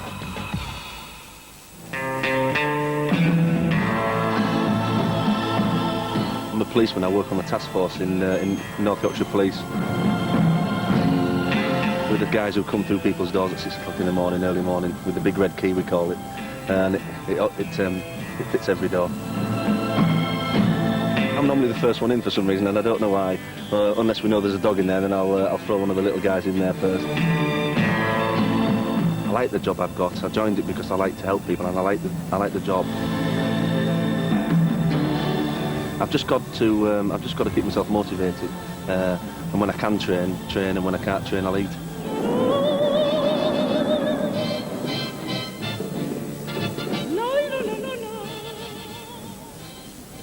What we have here are 2 railway sleepers battened together that weigh 500 pounds or 1/4 of a tonne. Now there's 2 ways of looking at this. If you're Alan Titchmarsh, what you see is a nice piece of decking. But if you're a contender for Britain's strongest man, what you see is a massive piece of wood that somehow you've got to get from this end of the course to that. Bill Pittock in the red, Brian Turner, the Scot, in the white. And Bill Pittock has got an enormous amount of work to do. Conditions are not good for this event. It's very, very wet underfoot. Take your grip. 230 kilograms. Brian Turner lifted that up like a feather. That was phenomenal. And again, the second flip coming in double quick time. Bill Pittock just a shade behind at the moment. Jamie Reeve just standing behind Bill Pittock. Gregor Edmonds behind Brian Turner. 2 Scots together. And that is for safety. And Brian Turner is going so well. That slip there for Bill Pittock. 500 pounds. Made all the more difficult by the conditions. But the Scot, the man from Dumbarton, is going well. 1 more flip might do it. This is a new event to Britain's strongest man. It's proving difficult. He's got to go again. But I think Brian Turner can do it. Bill Pittock, oh, he's bleeding from the nose as well. Bill Pittock is in all sorts of trouble here. And Brian Turner will finish it. 15 seconds left. That is tremendous. Well done to Brian Turner.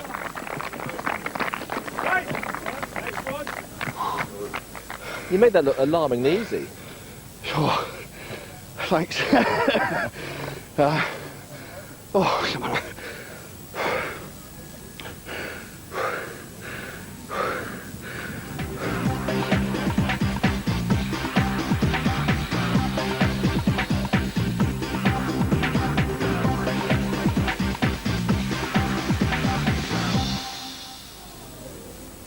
Mal Kay on this side. This was one event he said he was looking forward to. Likes the heavy events. And Graham Mullins right next to him. The overall leader by 2 points. Take your grip. That time that Brian Turner set, 61.2 seconds. Absolutely incredible. Graham Mullins slightly ahead of the man in yellow. He's got to watch his grip. Douglas Edmonds, the referee in the background, and all the timekeepers as well. Tremendous organisation here at Alton Towers, and tremendous efforts now by Graham Mullins, putting on a bit of a spurt. Oh, flips it over so easily. 225 kilos, that's over 500 pounds, and Graham Mullins heading for another victory perhaps. Mal Kay's got some work to do now. Graham Mullins needs to do it one more time, and he's going to walk it. It's well under a minute. Absolutely unbelievable. Confirms his status as perhaps the favourite to win this heat. Still 2 events to go. Mal Kay still going along quite nicely. I'm not sure he's going to finish it this time. Only 12 seconds left now. So Brian Turner, the Scot, will take a well-earned second place. Mal Kay, I think, is going to finish around about third. Yes, he is. Another good effort from the policeman from Scarborough. And he can afford to smile. Goodness knows how. The first couple of turns was a shock. And as you go on, it seems to get easier and easier and easier. I was getting closer and closer and closer. I wasn't counting the flips. But as soon as you get in the groove, you get the technique, bump, it was going. It felt good. How difficult was it for you with him rocking ahead? Yeah, I'm conscious of it. I saw them earlier on shave a bit off Graham's log and put it on mine. So, no, it's hard. My hands were slipping. The guys have used the same gloves, no excuses. But it was just, all credit to Graham. It's very heavy. No matter what Graham says, it was heavy. Graham Mullins untouchable, but Brian Turner giving himself a chance of progressing to the final. And while Mullins marches on, concern mounts for Bill Pittock. Is he out of it already?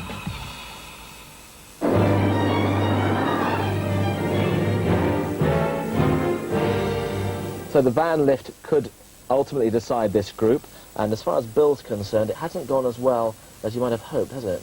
No, I've quite underestimated the opposition. A lot of the lads are new to the competition. I think that's where I've gone wrong. I've underestimated them. Well, Bill is far too experienced to make those sort of mistakes. He's going to find it very difficult to qualify for the final now. Sandwiched in between Darren O'Brien from Yorkshire and Neil Elliott, our Scottish discus champion. Up safe and sound, although Neil Elliott struggled a little bit there to get it to arm's length. That is the first, but look at the muscle definition around Darren O'Brien's neck. Oh, well, some of these guys have got necks anything up to about 23 inches. Goodness knows where they find shirts to fit them. Neil Elliott looks a little slimmer, although he does weigh about 19 stones. 125 kilos or thereabouts. And Darren certainly looking very comfortable. I think Bill has got one eye on his wife in the audience who'll be shouting out the time to him. Oh, and Neil Elliott's gone. The first to go at 40.8 seconds. That is Bill Pittock's support, his mentor, and his sometimes coach as well. Darren O'Brien, relishing this head-to-head contest between himself and a man who finished 4th in last year's final, and that is Bill Pittock. What a phenomenal competition. Who's going to be the first to go? Oh, Bill Pittock just 67.3. O'Brien a tenth of a second more. But what has gone wrong with Bill Pittock? I think he needed to, push it a bit further, that one, actually. He'll be pleased with that, though. I don't know, he's just lost it in his head, I think. He'll do his best. And well, that was very next tight, year. obviously. Or he'll retire and do knitting. Bill and Darren. I can't imagine Bill Pittock doing any sort of knitting, but I'm sure he'll be back bigger and stronger next year. Meanwhile, the challenge for a place in the final goes on. Brian Turner on this side. There's Mal Kay, just trying to get his balance. Graham Mullins, solid as a rock, looking composed. Turner, in his first ever Britain's Strongest Man, he's gone pretty well, lying in 3rd place overall. 20 seconds. Now then, the lead at the moment. Darren O'Brien 67.4. Brian Turner, if possible, has to beat both Graham Mullins and Mal Kay. Mal Kay on the far side. I think this event is not designed for tall men. Brian Turner, he's around about 6 feet tall. It would suit him a little better, but he's the one that's looking a bit unsure. Mal Kay grimacing. 50 seconds. Over 50 seconds. All looking pretty steady. There's Graham Mullins, mother and father, watching their little lad. 1 minute. Brian Turner hoping to stay with it for as long as possible. They've gone past the time set by Darren O'Brien and Bill Piddock. Some more problems for Piddock, but Turner is finished. 70.6 and Mal Kay a little bit longer, 72.5. And can you believe it? Mullins just lowers it to the floor, makes it look so easy. His third victory. He must be on the way to the final. What did he do, about 120? And he was still in control. He put it down, he didn't drop it. You know, he just made his statement and away he went. Yeah, it's great that. He'll see if he's not been doing anything at all. Graham Mullins waltzing into the final, and that good performance by Mal Kay means this heat is virtually done and dusted. Brian Turner will need a miracle to overhaul Mal Kay. I've done the Stones once before in Scotland, and I beat Brian there, so we'll wait and see. I have to come last, he has to come first, and my mate Graham won't let him come first, so because it's Yorkshire together. That's it, mate. So it's the Yorkshire Mafia working against the rest. Yes, it is, yeah.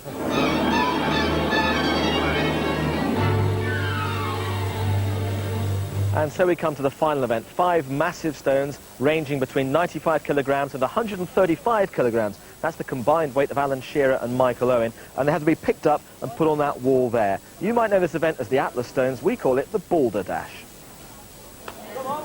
Well, I'm not sure about a dash for it, but there's no doubt about something. Bill Piddock has got to salvage some pride from this competition. Brian Turner has acquitted himself well in his first ever Britain's Strongest Man. So here we go. The last event of Heat 4. Piddock is away. That's the most difficult in some... Oh, it has come off. My goodness, Brian Turner. Oh, I was about to say Turner was away and running ahead of Bill Piddock, but he's composed himself now, but still only on the first stone. Neither of these guys have got a chance of going through to the final. It is about pride. It's about salvaging some points, and nothing would give Bill Piddock greater pleasure than to win this event. Still 2 great competitors to come, Mal Kay and Graham Mullins, on their way to the final. So these 2 guys putting on a bit of a show. Piddock on number 4, 125 kilos, nearly 20 stones. It weighs just a shade more than he does. Well done to Bill Piddock. Brian Turner struggling a wee bit. Brian Turner, a comparative novice at this sort of event, unlike Bill Piddock, who gets all 5 with 4 seconds remaining. Brian Turner's going to finish well down the field on this one. But Bill Piddock has set a very high standard and salvaged some pride. Chuffed with that. A bit too late there. Never mind. Have you ever got 5 up before? No, I'm pleased with that. And how do you view the whole week? Just disappointing? Yeah, I think I'm about at it now. Getting too old. Is this the official retirement speech? Yeah, I think so. Yeah. I'm glad I went out on that though. Yeah. I'll see you next year, but I'll be a coach.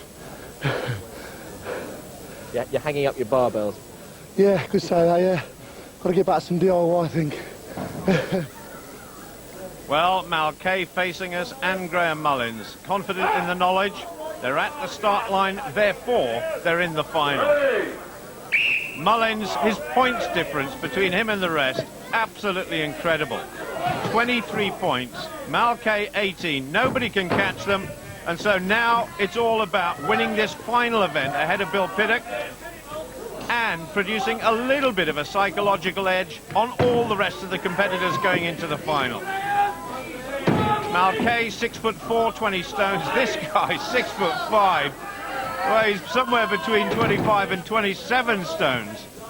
Said he lost a bit of weight on the set of the film Gladiator in torrid conditions. But back to training hard for strongest man competition now. On his 4th stone. Little shove up, nice and easy. 45. Malkay wanting support from the crowd, but Graham Mullins is going to win this one. I think he might win the overall event ahead of Bill Pittock. 70 seconds. Bill Pittock's time was, and Graham Mullins has done it again. I think Mullins now established as one of the favourites to take the overall title when we come to the final, and Malkay will join him in that final. Come on, let's get the last stone. He won't have time. Graham Mullins wins this event, he wins the heat, and Malkay is through to the final with him. A Yorkshire duo have done us proud. Graham, you're like a football team that can't stop winning. Yeah, well, it's feeling good. Really feeling good.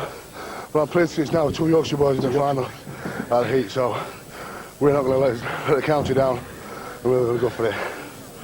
Do you think he's a potential winner of the whole thing? The Yorkshire's going to win it this year. That's all I'll say. That's fine. And if it's not going to be you? Well, it'll be the biggest man in the competition then. So 4 wins in 5 events, Mullins unstoppable, and he and Malkay well clear of the rest. Pittock retires honourably, Darren O'Brien vows to be back. Power-wise, I'm okay for power, but just technique. Getting used to awkwardness at shapes and everything like that. Completely different than bodybuilding this. But we can only try, can't we? Good fun? Brilliant. Yes! And so to those other 6 names can be added Mullins and Kay for the final of the Citroen Band Trophy. So Graham Mullins, today's winner, a big guy I know, but I just can't see him winning, you know, because he's such a poser these days. He's far more concerned about being a film star than a strongman.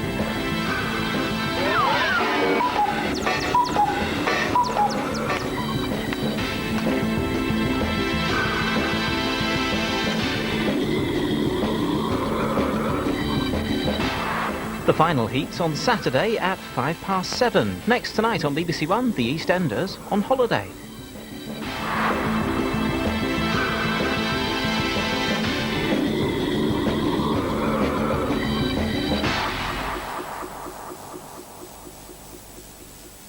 For long years of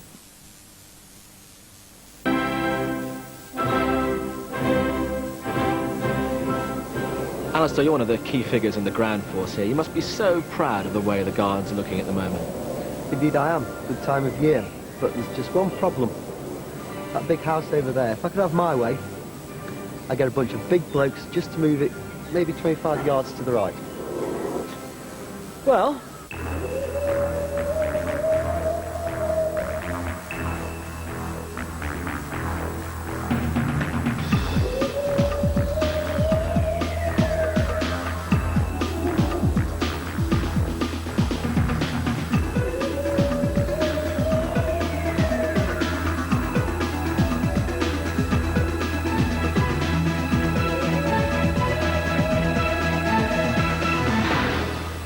welcome back to Alton Towers and the final heat in the Battle of the Big Men.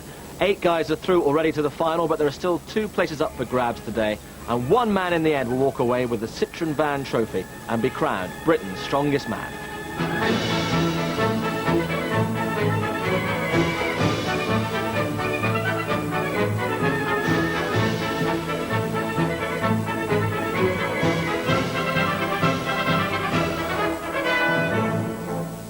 In this final heat, 6 athletes, 5 disciplines. The top 2 will go through to the final. These are the 8 who've made it already. And which of these 6 will complete the lineup? I'm Lee Bowers from Airbay in Lancashire. I'm Brian Bell from Dundee in Scotland. I'm Andy Maven from Loughton in Essex. Rob Hull from Hull. I'm Joe Ray from Barnsley. I'm Christian Clay from Lantford in Pontypridd, just outside Cardiff. If you take the M4 and come off at junction 34, go...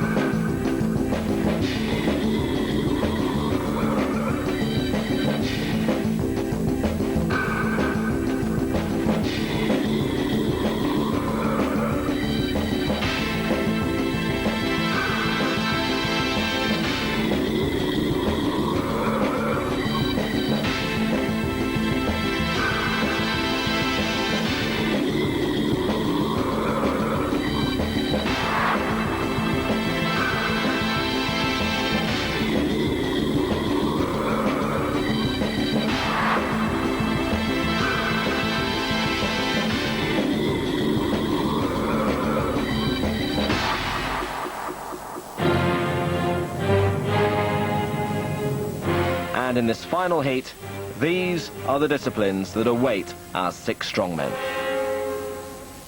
Ever been for a walk with an 8-year-old on your shoulders because they were tired? Well, you know what it feels like. Well, in this first event, they've got to carry this 200-kilogram weight all the way down the course and over those obstacles.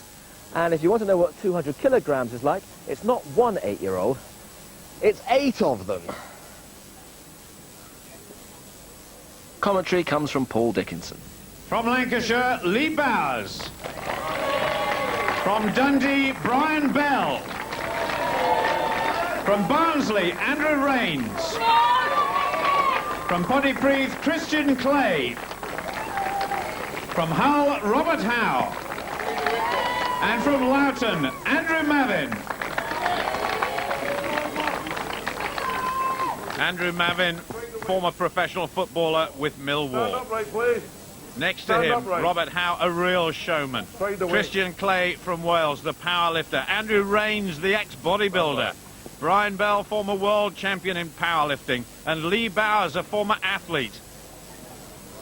Some real experience in this first event of the final heat. Take a grip. 25 metres in the fastest possible time. Oh, Robert Howe going well. So is the smallest man here, Andrew Rains. Look at him. He's certainly one of the most powerful individuals I've ever seen. Christian Clay's going well. Andrew Rains coming away in the last 5 metres. Andrew Rains just in first place. Yes, he finishes now. Robert Howe in second place. Andrew Mavin may have just finished in third. What a finish by Andrew Rains. And that is Robert Howe. A good result for him as well. Did you think you got yours down first? I thought I got mine down first, but I'd not looked at anybody else's lane, so who knows. Andrew won by 0.2 of a second. Ooh, here. Nice one. Well done, mate. Thanks a lot. But was that a good start for you? Yeah, very pleased, yeah. I mean, a thing like that, I mean, you could come last easily, triple, whatever, so yeah. No complaints, yeah, it was good for the crowd. Fit and fast, furious. Give a kiss. Oh, they made my day already. Good start for you. I mean, you're obviously stockier than most of the guys. Is that a plus or a minus for a lot of the events you've got to come? Well, when I turned up for this, I seem to have made a big mistake. I thought this was the shortest man in Britain. But, you know what I'm saying? That's that. Short and sweet, Andrew Rains 6 points, Rob Howe in second place, but Lee Bowers right at the bottom. It's the first event, few days competition. There's lots of points to be had, so don't write me off. Not yet anyway. Wait till the end.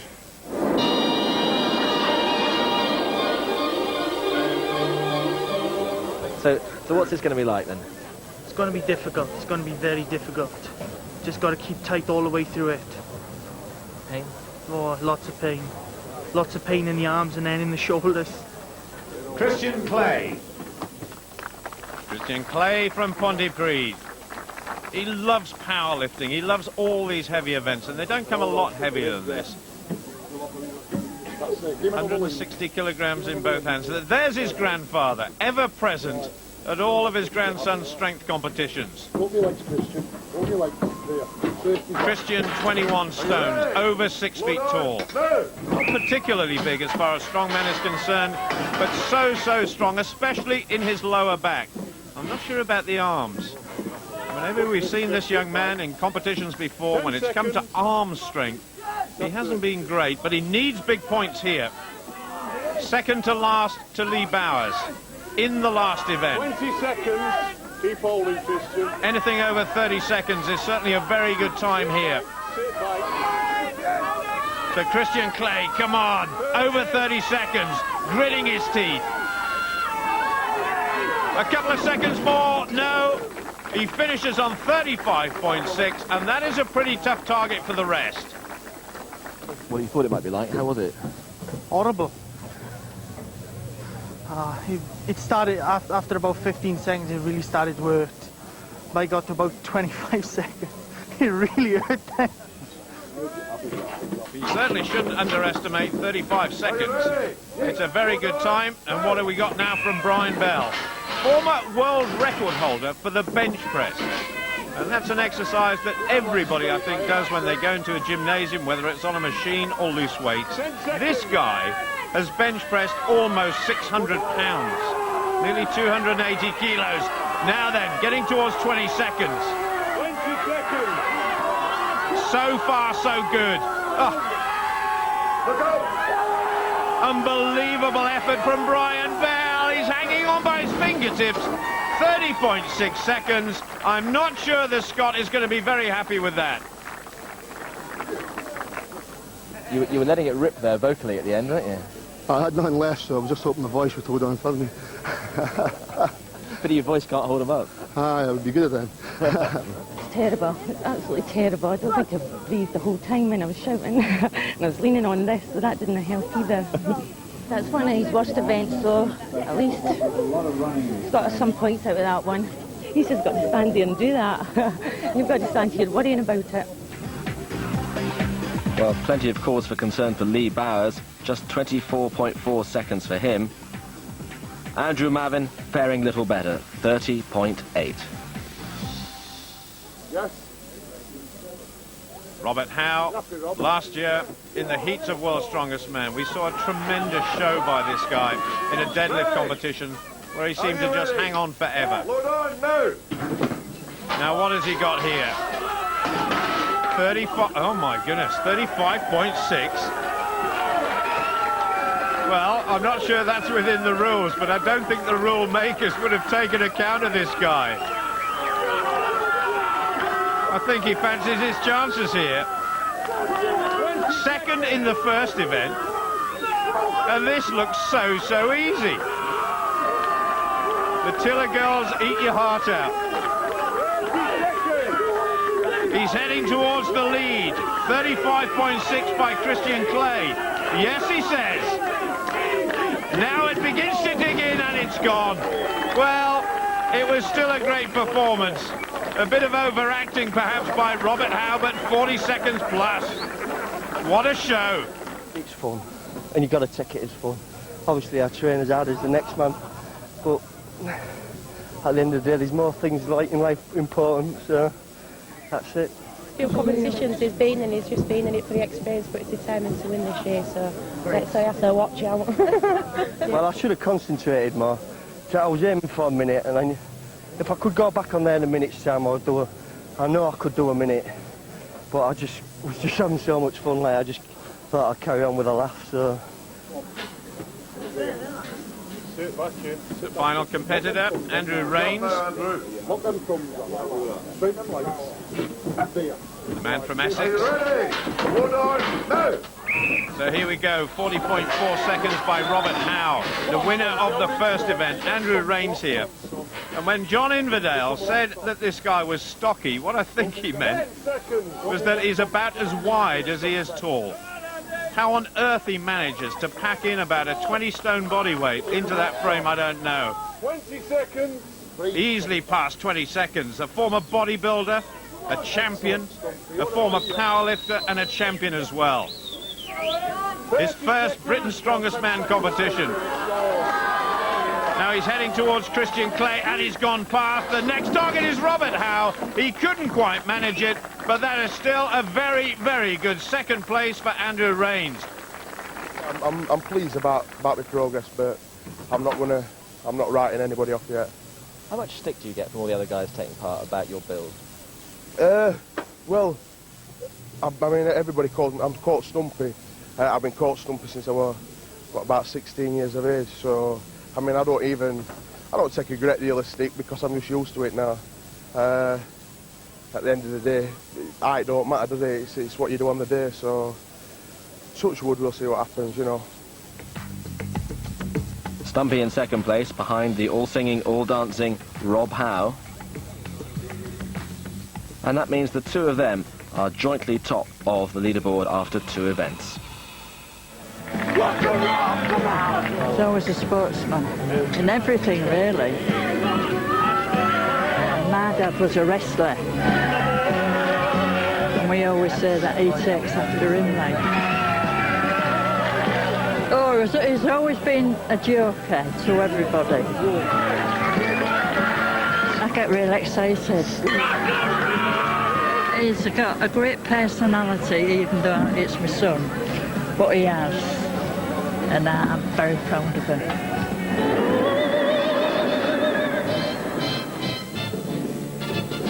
Well, this is a brand new event, Fingal's Fingers, based on the legend of the giant who built that causeway from Northern Ireland to Scotland.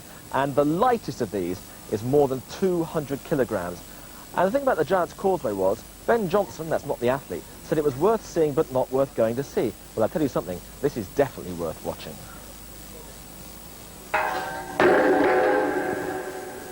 Lee Bowers and Brian Bell. Andrew Mavin and Christian Clay have finished, and these guys have got to try and beat 2 fingers. 200 kilograms increasing to 300. Absolutely incredible. Lee Bowers, he used to be a sprinter in athletics, and that was a few kilograms ago. He weighs about 21 stones now, about the same sort of weight as Brian Bell. The fastest possible time for each object flipped over will win this competition.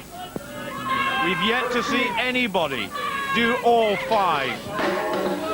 Brian Bell going well with 2. Now Lee Bowers the same, but Brian Bell is ahead by virtue of the faster time. Brian Bell from Dundee likes a bit of karaoke in his spare time. Not too many people would shout for him to get off the stage, I'm sure. Lee Bowers from Lancashire, a former competitor in World's Strongest Man, but he is struggling here in these competitions. He's not on good form. Brian Bell is finished. Brian Bell has managed to flip 3 of those Fingal's Fingers. Lee Bowers, is he going to get 3? It's obviously a slower time. Great support from his wife and daughter. He's running out of time, just about 8 seconds to go. Oh, I don't think he's going to do it. Well, maybe he is. Total exhaustion from Lee Bowers, that is it. Still in need of big points. Brian Bell in the lead. So you're back in contention now, aren't you, really? I had no choice with that event. I had to go full out, try and get the quickest time. A lot of the boys from the final last year are having a bit of bad luck. But that's got me back in the points again, so 2 events to fight for, and hopefully I might make it now. How do you think the next 2 might do? Well, Andy Lane's is a big surprise. He's very short, but he's the most powerful boy I've seen, so I'll just sit with my fingers crossed and hope for the best. Robert Howe may find this event difficult. Very, very bad conditions. It's slippery underfoot. It's drizzling as well, so the slippery pole may be a big problem. Andrew Rains, a real surprise package in this final heat. Winning the first event, of course. There's about 6 inches difference in their height here. Look at that, 200 kilograms flipped up so easily by Andrew Rains. Over goes number 1. Well, he's not bothering to run. Endurance is every bit as important in this event as strength. Robert Howe just struggling a little bit. He's actually catching Andrew Rains up. Over goes number 2 for both men. The lead at the moment is held by Brian Bell. 3 of Fingal's Fingers flipped over in 34.8. Robert Howe just lacking a bit of endurance. Andrew Rains, oh my goodness, that is it. Andrew Rains is finished. He's only managed to do 2. There's Robert's mum. Rob's girlfriend as well. Not so much of a showman this time. This is very, very hard indeed. And Rob Howe is finished. Brian Bell wins it. 3 of Fingal's Fingers in the fastest time. No excuses. I mean, I would have probably fared better if I'd have been taller, but I can't, you know, I mean, that's no excuse.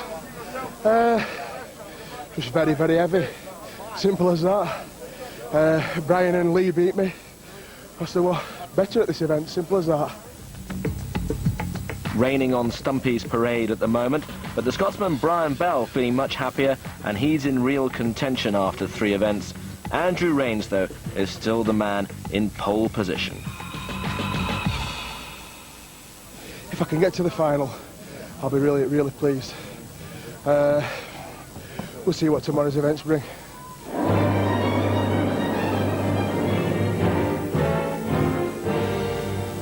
Right, no car lift in this year's competition. It's a van lift instead. This thing weighs 1,200 kilograms, 3 of them going head-to-head. You've got to keep it up for as long as you possibly can. Now, when you're confronted with an event like this, some guys do a lot of sit-ups, press-ups, a lot of cardiovascular work. Other guys, though, they just sort of chill. Oh, I got one of them. Oh, I got one of them. Our first group of 3 to try and lift this enormous weight. Christian Clay right in the middle, Andrew Mavin on the left-hand side, and Lee Bowers. That's the difficult bit. Well, it's one of the most difficult bits, just getting it off the ground. We've seen some phenomenal times during Britain's Strongest Man heats, and approaching 2 minutes is a target these guys can look to. Lee Bowers. I don't think he's got any chance of making the final now. On the far side, Andrew Mavin. Well, he's been a revelation. What a conversion from a professional footballer to a strongman in only a few years. That's the man I'm talking about. 30 seconds. Over 30 seconds, Christian Clay. Oh, he's gone! I'm surprised. Andrew Mavin continues. Christian Clay is finished. A background as a powerlifter, he should have done better. Andrew Mavin, his playing weight was about 12.5 stones when he played for Millwall. Now he weighs about 20. Opposite him in the powerlifting suit, there he is, Lee Bowers. Another 20-stoner. And Lee Bowers is finished. Down and out for Lee Bowers. Andrew Mavin is the only man left, and over a minute. Now this is a very good target for the rest to follow in the next group. Trying to compose himself, trying to block out the pain. Over 80 seconds, and the rest can only stand and stare. Jamie Reeve standing behind one of the marshals, one of the inventors of some of these tests of strength. What has Andrew Mavin got left? Coming up to 100 seconds. Every second counts now. This is tremendous by Andrew Mavin. Andrew Mavin from Loughton in Essex. He's not particularly heavy. He weighs about 19 stones, and that is a comparative lightweight for Britain's Strongest Man. Could he be the first man to go over 2 minutes this year? Yes, he can. And he's still got something left. Absolutely incredible.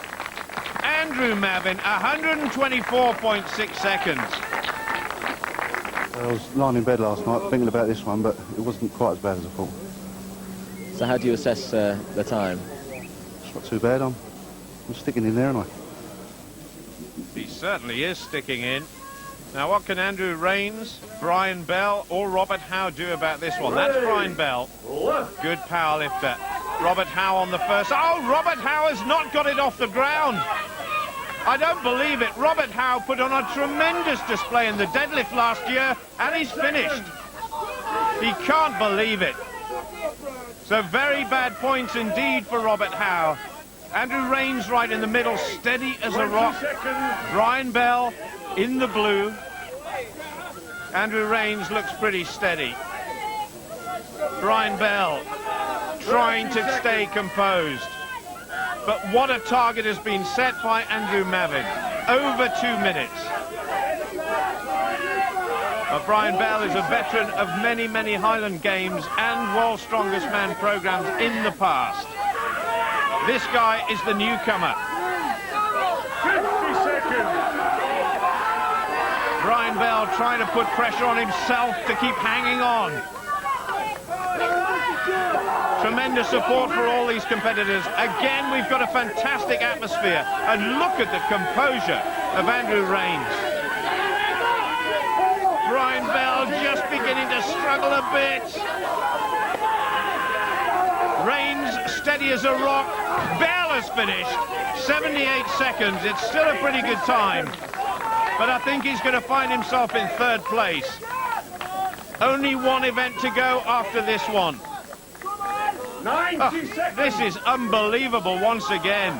Andrew Mavin, when he approached 100 seconds, was looking very unsure. But this guy, well, he's talking to the judges saying, what's happening? What time have I done? What have I got to beat? I tell you what, we could be here this time tomorrow if this carries on. Andrew Rains producing one of the best performances we've seen so far. He's just got 5 seconds to go to win. Oh, he's hanging on by the straps. The grip is irrelevant. He's past the time. He's in first place. A tremendous victory. He doesn't need to do any more. Down it goes, under control. And that is just a simply phenomenal performance by the smallest man in this competition. When I got to about 50 seconds, the grip just went completely, and it was just the straps that were holding me. And at that point, I got a lot of confidence because I could feel in my body that I've got the strength to carry on. It's just like I say, if the straps go, as you saw with Lee, the straps go, that's it, you've gone. Yeah, really pleased with that. How long could you have kept going, do you think? Depending on how long I needed to keep going. Once I saw Rob struggling, it was just a matter of holding on for as long as I can. But now I think I'm a point ahead, so if I don't do nothing silly in the stones, I should be okay. So you're much happier now than you were this time yesterday? Yeah, I've got a wee smile on my face anyway. Andrew Rains, that victory is good enough for him to guarantee himself a place in the final. But the way things have panned out there, it's now a 3-horse race to join him in the last 10. As my first year in Britain's Strongest Man, I came, and all I wanted to do was get to final. Well, I've achieved that now, so anything else is a bonus.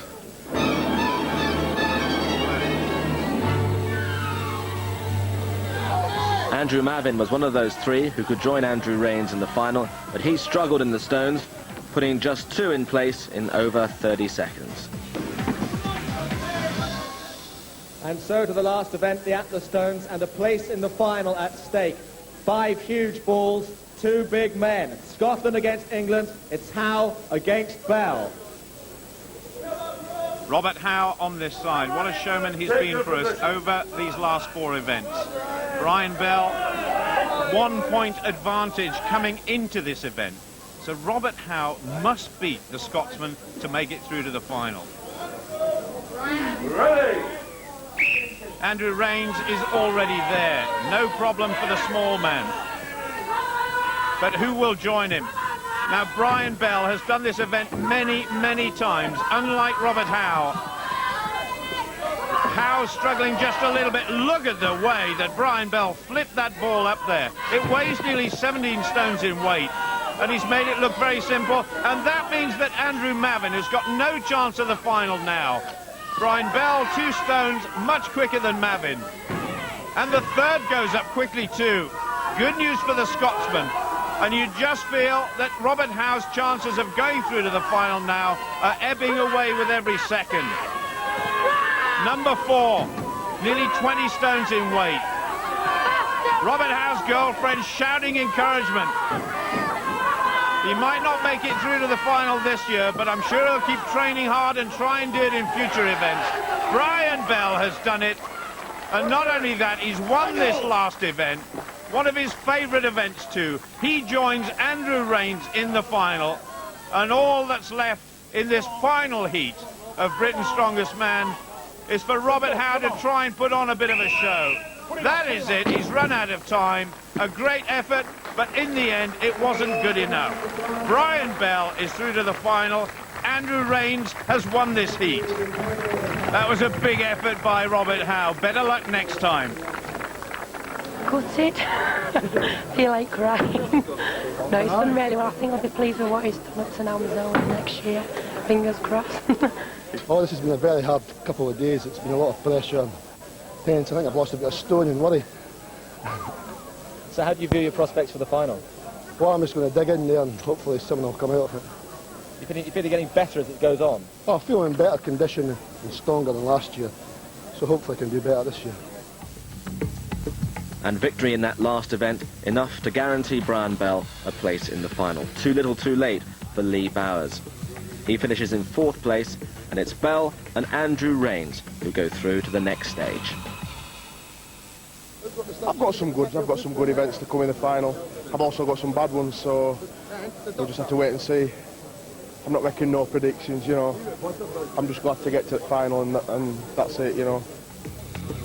That's the completed lineup which of these men will lift the Citroën Van Trophy. So we know the lineup for the final now, and even though Stumpy may have won that last tee, I mean, he's not going to win the whole thing, is he? I mean, Stumpy, you can barely see over the finger, never mind lift it up and push it over.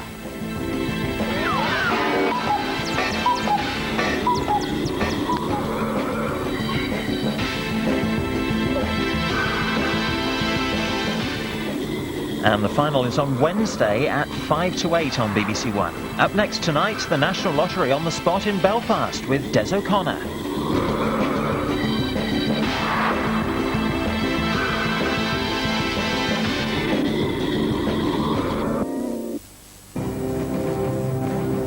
Well, the Olympic Games begin in a couple of weeks' time. Citius, Altius, Fortius, fastest, highest, but it's the strongest that concern us here at Alton Towers, because today we're going to find out who is the strongest man in Britain.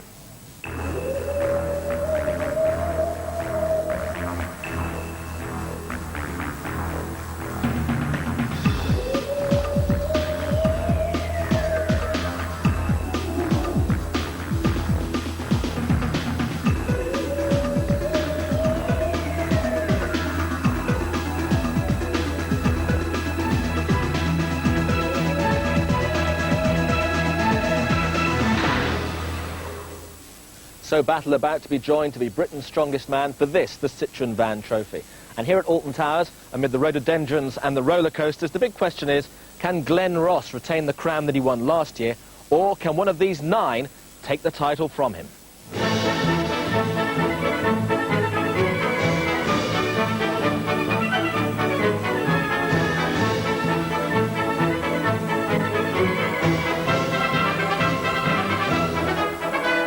After 5 weeks of heats, these 10 men now face a series of Herculean tasks, including pulling buses, lifting cars, hauling chains and flipping tyres. This will be no place for the feeble or faint-hearted. Only the very strong need a fly.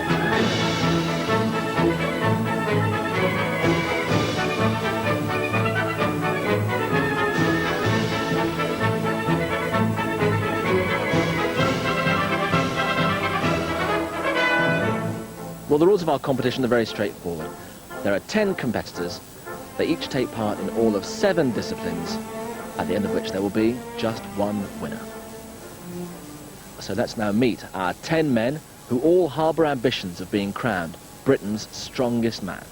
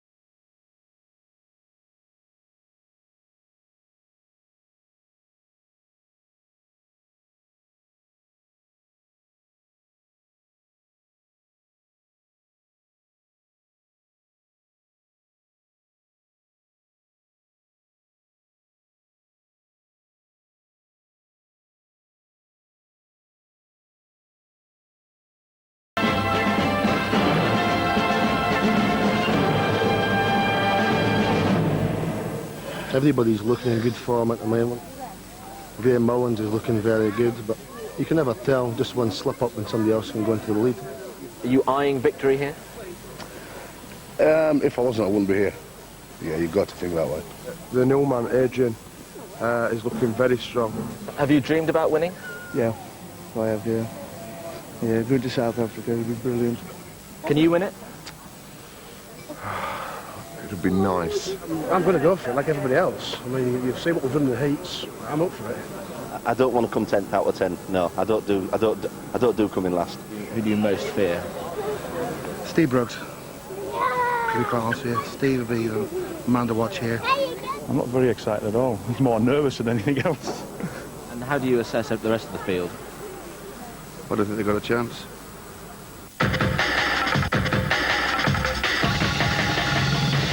So the moment of truth is just about upon us. This is the first of our 7 events, and it really will sort the men from the boys.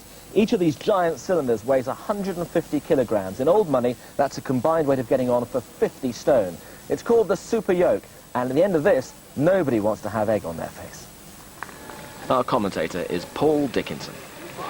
Well, the shortest man in the competition just going out of shot, Andrew Rains, Brian Bell from Scotland, big policeman there, Mal Kay from Scarborough, Graham Mullins, our film star, he's just appeared in Gladiators, and the defending champion, Glenn Ross from County Down. Take your position. 2 heats of 5 strongmen. 25 metres the course, 300 kilograms the total. In the fastest possible time. They're away together. Mal Kay struggling a bit, and he's gone down. And Glenn Ross is struggling too. Graham Mullins it is, who's setting the pace at the moment. This is very, very fast. On the far side, Andrew Rains going quite well. Brian Bell gritting his teeth, but Graham Mullins is going to win it by a streak. 18.7 seconds. Glenn Ross coming through into second place after a very slow start. Brian Bell in third. What a start by the gladiator Graham Mullins. Glenn Ross looking a bit perplexed. In defence of his title, he's come second in his first event, and Mal Kay will not finish the course. I knew it was going to be hard, but I thought I would have got more than 4 foot. Just felt like I had no power in my legs at all. And it's damn heavy. Very heavy, yeah. So frustrating when you see all the rest going away from you, and then I'm there. I've got to come back into this now. Keep smiling. Yeah. They're supposed to walk, not run. I think the speed from that event came from pure fear. This is what I was really enjoying that event. I don't like it. It's not been good to me in the past. If I had to do it again straight away, I might even do it faster because I was so scared from the start of it. Well, I don't think any of the strongmen would look forward to doing it twice, let alone once. Fraser Tranter, part of our next heat of 5 strongmen. Fraser 6'9" tall from Wolverhampton. Adrian Rollinson, first timer in Britain's Strongest Man final. Rob Dixon, the human dynamo from York. Russ Bradley, a former winner of this competition, coming back into form. Steve Brooks, second in the final last year from Spennymoor. And that's the big fella, Fraser Tranter, the tallest man in this year's final. Take your position. Douglas Edmonds, the referee. 18.7 seconds by Graham Mullins, the time to beat. Fraser Tranter, a little bit of a problem even lifting the weight, but away we go. Russ Bradley starts off well. Steve Brooks struggling. Adrian Rollinson goes down, and so does Russ Bradley. And that leaves Rob Dixon coming away. He never stops fighting. He's the shortest man in this group. But what a time. He's beaten Graham Mullins' time by far. Adrian Rollinson in second place. Russ Bradley third. Good start for Rollinson. Steve Brooks will be very disappointed with that. But Rob Dixon's time, 15.3 seconds. Unbelievable. Tranter in last place. What a fantastic start for Rob Dixon. I was okay. I mean, I have trained on this type of thing before, but mine actually a bit more awkward. So I don't know if I can handle mine, I can handle these, which are perfectly balanced. So I had my fingers crossed for top 3, and my lad Ado dropped it. Thought I'll do mate. I'll keep my head, and so I was chuffed with that result. Very chuffed. Yeah, I think I was quicker than Graham as well, so it's pretty good. Yeah. Well, that's a good start, eh? Yeah, brilliant. Yeah, just slipped off my back just halfway up the course. I think I could have pushed the win that, but never mind, a mistake. But it's still the early stages. It's a marathon, not a sprint. Rob Dixon may have won the first battle, but the war has only just begun.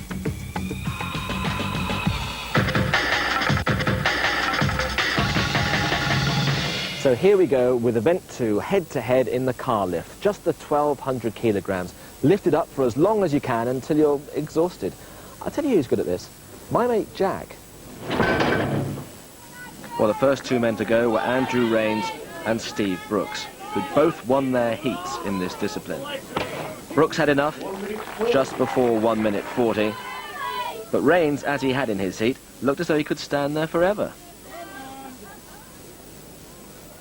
1 minute 50. But as 2 minutes dawned, he decided it was time to give it a break. 2 minutes. And next after them were Glenn Ross and Brian Bell. Glenn Ross looking steady as a rock, and this is an event he would love to win. Well, I'm not sure what that was all about from Brian Bell, but certainly giving Glenn Ross something to think about it, and the crowd too. Well, they both know the time they've got to beat. 2 minutes, 0.3 seconds, 120.3 by Andrew Rains. That's Jackie, Brian Bell's wife. Come on, Brian. Good time by both of them, heading towards a minute. Oh, and he's gone.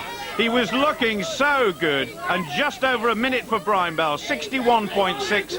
So Glenn Ross, the defending champion, is the only man left standing at the moment. Now, he was just short of 2 minutes in the heats. He did win his heat in this event, but having seen Andrew Rains look so comfortable at 2 minutes, he's got a lot of work to do. Oh, he's wobbling just a little bit. Jamie Reeve, in attendance, in the black T-shirt there, former world's strongest man from Sheffield, one of the organisers of this event, watching him very closely. 1 minute 40. Come on! That's Martin Campbell. That's Glenn Ross's wife too. Yvonne, his wife, all was there, and Glenn Ross is saying, don't worry, it's okay. Now, is he going to beat Andrew Rains? Yes, he is. He's gone into the lead. So big points for Glenn Ross, surely, in this event. Still a few more competitors to go. But what an effort by the man from County Down. He's trying to do as much as he possibly can now. His arms will be burning. 2 minutes 20. His arms seem to be growing by the minute as well. The pressure of 1,200 kilograms, mainly on the wrist because of the lifting straps. 2 minutes 30 seconds, unbelievable. And he's gone down. 2:32. I can't see anybody beating that. Congratulations to Glenn Ross, a magnificent effort. Well, for the time being, Glenn Ross is, no doubt about that. I was starting to get a bit dizzy, so I sat down because I wasn't trying to save myself for the bus. If it was a last event, I would have pushed it further, but it's not. So, happy enough. Adrian Rollinson had some bad luck. His straps broke at 1 minute 27. Russ Bradley, deep in thought, didn't help him though. Fraser Tranter, his face tells his story. And Mal Kay, taking deep breaths, determined to avoid that bottom spot. I'm really chuffed I beat Fraser because he was second to last and I was last. Now we're even last. I need to start making my way up the board again. That's not very good English, is it? I need to start making my way up the board a bit, if I can. The last pair, Graham Mullins on the right-hand side, and next to him, Rob Dixon, the winner of the first event. Tell me. Lift. Just making sure they're ready. They're strapped onto the car, and the clock starts. Well, we've seen two incredible efforts. Andrew Rains, just over 2 minutes, and then Glenn Ross, the defending champion, 152 seconds exactly. Rob Dixon, one of the shortest men in this final, and a comparative lightweight at 19.5 stones, but he moves so well, and he's got an incredibly strong back.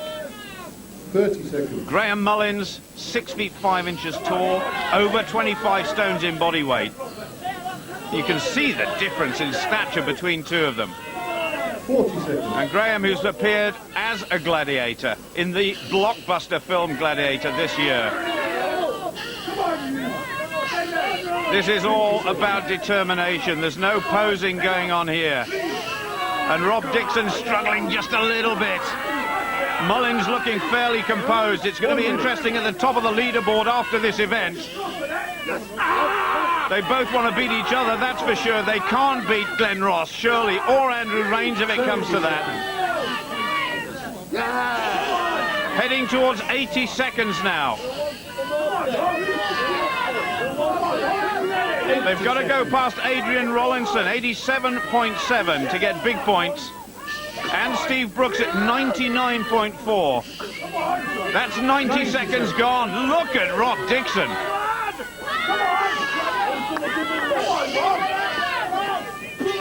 Well, I have to say Mullins looking the most comfortable between the two of them, and Dixon is gone, and so is Mullins. That was so close, but it's still very good points indeed. 103.4 for Mullins, 102.7 for a dispirited-looking Rob Dixon. Graham, were you both just waiting for the other one to drop it? Definitely, yeah. I was struggling at one point, so I had a bite to pain down my arms.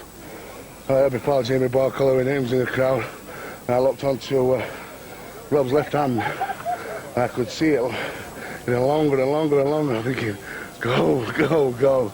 Graham just hit the nail on the head. My left hand was slowly getting longer and longer. I thought, just keep on. If the straps could have held on, I think I would have beaten him, but they didn't, and he was looking at my hand, and I knew he was looking at my hand. There's nothing I could do about it. So fair play to Big Lad for beating me. Glenn Ross, like a rock, more than half a minute beyond everybody else. Rains in second, Mullins in third. But what that means is the defending champion is right in there near the top of the leaderboard. There's just 5 points separating the top 5. Well, planes, trains and automobiles, I know our strongmen have pulled all sorts of things over the years, but never before a double-decker London bus. And it's the perennial question, isn't it? Just how many children does it take to pull a London bus? What do you reckon, Jamie? I've got no idea, but let's give it a go. Let's start with 15. OK. Take the strain. After 3, big pull. Ready? 1, 2, 3, pull! Come on, pull! Maybe another 5? 1, 2, 3, 4, 5. OK, we're going to pull it this time. Yes! Come on, 1, 2, 3, heave! Yay! Come on! Keep it moving! Come on, keep it moving! And stop. Rope down. Yay!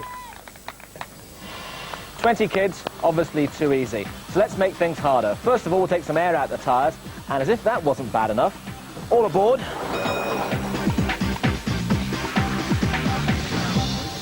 Well, goodness knows how much this bus weighs now. It's anybody's guess, but Brian Bell has the task of pulling it as fast as he possibly can down this course. Ready? Keeping tension on that rope is so important, keeping a low body position and driving rather like a prop forward would do in a rugby scrum. Going well, especially over the first 10 metres. There's Jackie, his wife, as always, urging her men on. Both of them from Dundee in Scotland. Interesting choice of footwear as well. He's got climbing boots on, just to try and get a bit of extra purchase. He's going very well. He's almost accelerating. The front of the bus must go past the line. Brian Bell, 32.3, absolutely flat out. But what a performance by the Scotsman. That was a tremendous performance. Oh, well, I'm quite used to being in buses because that's my job. Driving buses, I felt at home there. But I had to really go for it to try and catch up the difference to stand a chance tomorrow. So was that the sort of time you were expecting to do? I knew by last year I can't pull, so I was hoping to be up there in the top rankings, so I think that'll be hard to beat. Russ Bradley found it tough, 40.9 seconds for him. Fraser Tranter's the size of a double-decker bus. He found it awkward as well. And real bother for Mal Kay. It took him almost a minute.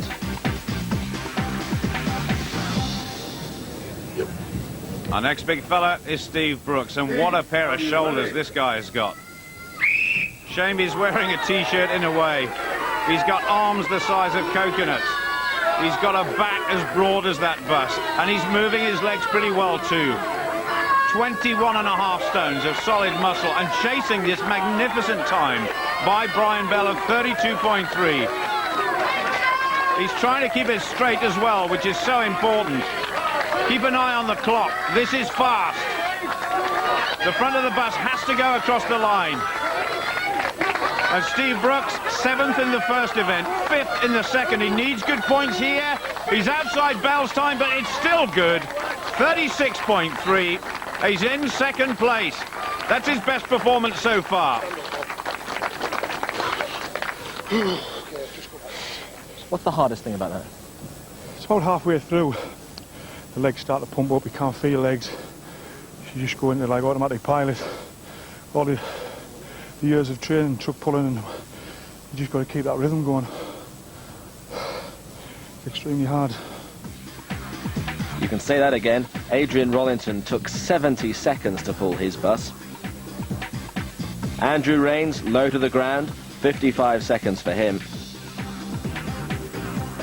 Rod Dixon, that's a bit better, 43.8. Glenn Ross, that's even better, 42.1.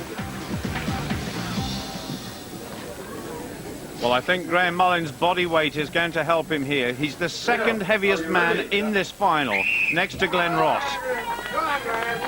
The pair of them, well, if you added their weight together, you come up with a total of almost 60 stones in body weight. That is absolutely massive.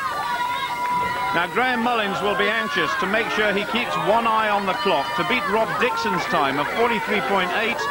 They came into this event tied together at 17 points each. He's not staying as low as some of the other guys, but because of this big body weight he has, this bulk that he's got, which he's using well, I don't think it's going to matter.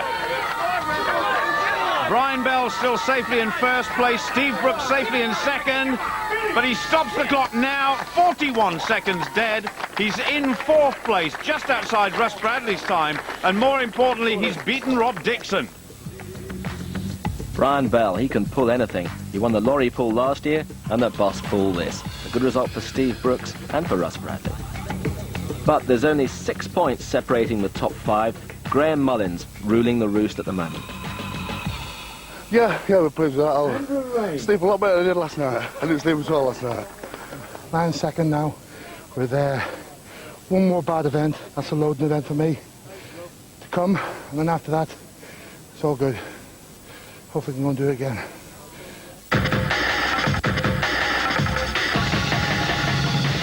So here we go with event 4, the loading race, an old friend, 5 disparate objects to be placed on the wall up here. Starting off with that sack, that's 95 kilograms, and that goes here.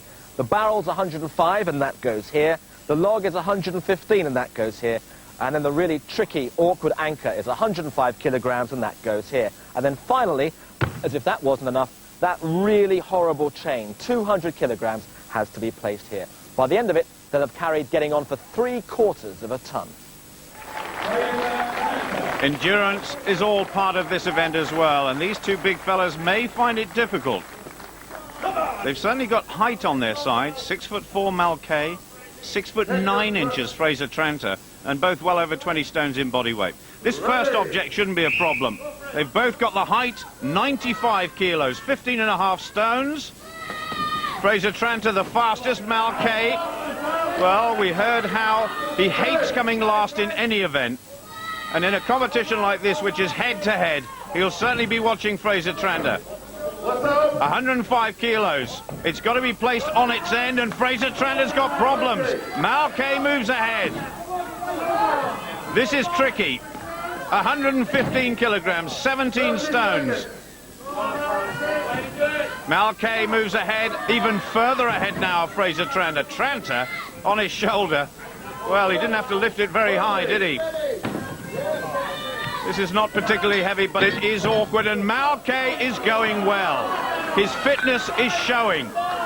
Tranter, he just seems to have lost the edge a little bit. 200 kilos, 440 pounds. That last link must go on before the clock is stopped. Mal Kay is finished. What a good effort by the policeman from Scarborough. Now the Wolverhampton man on the chain, puffing, blowing, in oxygen debt, really struggling now, and he's run out of time. 4 objects will count as Fraser Tranter's score here. What a good effort by Mal Kay. I was frightened of the chain, because I've seen him really struggle with that on TV. But it's not all that. I've been pulling cars with the handbrake on to get practicing going backwards, so Volvo's heavier than that. Now this was when Andrew Rain's lack of height really came into play. He had awful problems getting the anchor up. And even more bad luck for Adrian Rollinson. His log fell off and he had to put it up twice. One thing after another going wrong, like, you know, it's unbelievable. Yeah, started off so well in the heats. Everything's on pear shape now. Just got to just put it behind me now and go for it. Brian Bell got all up in 66.7. And Russ Bradley only managed 4. The anchor was his downfall. Steve Brooks, he's got to start producing the goods soon. And Rob Dixon, 3rd place overall, but I don't think he's looking forward to this one. And what about the technique of getting that chain up at the end? Well, actually, that's going to be a worry. Because last year, it wasn't the problem about getting the chain up, it was getting my little 28-inch legs up on that platform. That's the hard thing. It's when you get up there, it's getting that leg up. I was stuttering, I was like a man with a broken leg last year. But I'm going to get it up, it's as simple as that. Take your grip. Ready. Well, I'm just wondering about getting the sack up as well, because Rob Dixon well under 6 feet tall, but that is very quick. What a great start by Dixon. Steve Brooks, heavier and taller, and perhaps a little bit stronger, but Brooks showing him a clean pair of heels for the time being, but it's Brooks who goes into the lead now. Steve Brooks from Spennymoor in County Durham. This looks awkward. Rob Dixon trying to put it on in one movement, and he's done it. This is a cracking time by both of them. 66.7 seconds, the lead at the moment by Brian Bell for all 5 objects, and it's neck and neck. It's all down to the chain. Now, we heard Rob Dixon say he wasn't looking forward to this particular part of it. Oh, he's got problems. He did say he might have a problem there, and he was right. And Steve Brooks is catching him. He's moved ahead, and Steve Brooks has beaten him. 58.2, Steve Brooks in the lead and Rob Dixon in 2nd place. A cracking time. It was nip and tuck all the way. That was a serious race, Steve, wasn't it? Yeah, better than the Formula 1, wasn't it? Well, there's lots of overtaking, certainly. Were you watching him? No. Concentrating on training partner Alan and listening to the wife. It's tunnel vision. You were ahead for a while there, Rob. Yeah, I thought I would have beat him actually, but I did say before, if the little legs could only get up on that platform first time I was up to him, I was with him quite some way to chain. I just couldn't get my leg up there. I'm going to blame my dad for that. Glenn Ross on this side and Graham Mullins. These two guys not built for endurance, but they've proved us wrong in the past. Take your grip. Ready. 58.2 the time to beat now by Steve Brooks. And Brooks with a 5th, a 7th and a 2nd place does appear to be getting stronger as time goes on. Graham Mullins, the overall leader by 2 points from Glenn Ross. A very important stage in the competition, 10 points at stake for every victory, and Graham Mullins goes on. Well, Glenn Ross, I have to say, at 29 stones, seeing him jogging and lifting that 115-kilogram log onto his head, that was remarkable. He's actually moved ahead of Graham Mullins now. Under a minute is the target. I'm not sure they can beat that. A magnificent time by Steve Brooks, but they're going to fight every inch of the way. Now the chain. They're just about neck and neck. Graham Mullins, if anything, marginally in the lead. Running out of time. When there's 16 seconds to go, first place is gone. They've gone past Rob Dixon's time as well. Chasing Mal Kay and Brian Bell, and it's going to be close. Mullins is finished now. Mullins finishes in 5th place. Glenn Ross finished to 74.2 in 6th position. What a cracking competition, and what a victory by Steve Brooks. Glenn Ross, well, he's desperate to win this title for a 2nd time. And the 2 heavyweights here have put on a great show.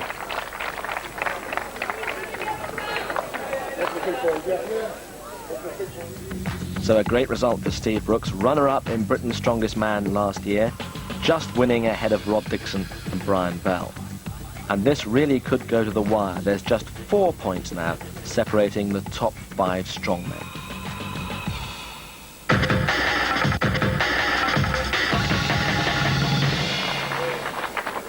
This giant log lift is a real task for every competitor. Andrew Rains the first out.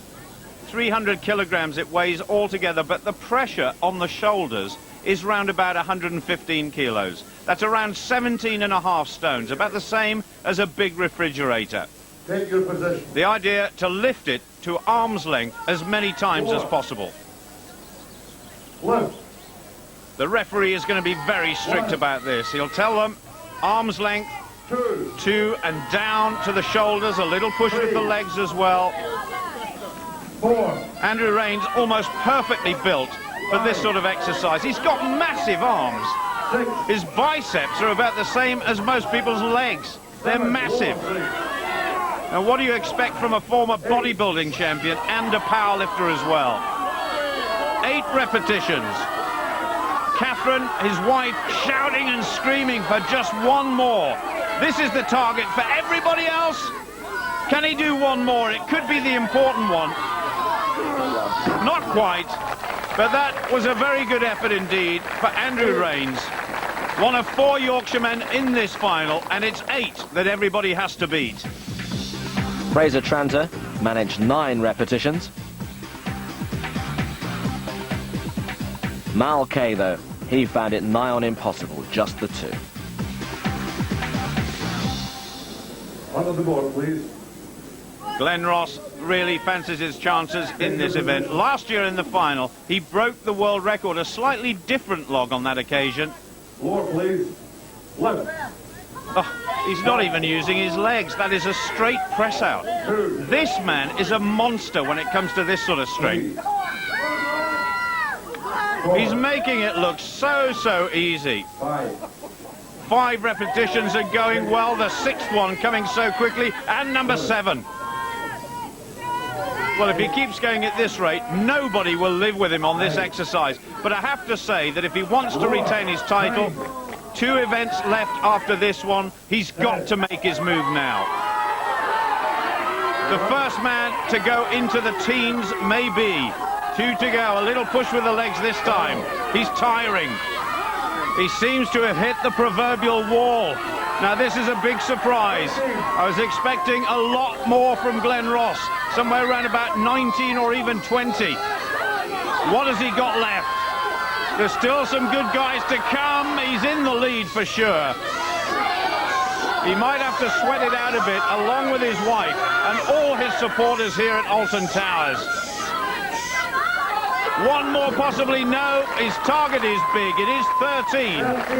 But I just wonder how happy he's going to be with that one. He's shaking his head. He doesn't look happy at all. How's that? Sorry, that was rubbish.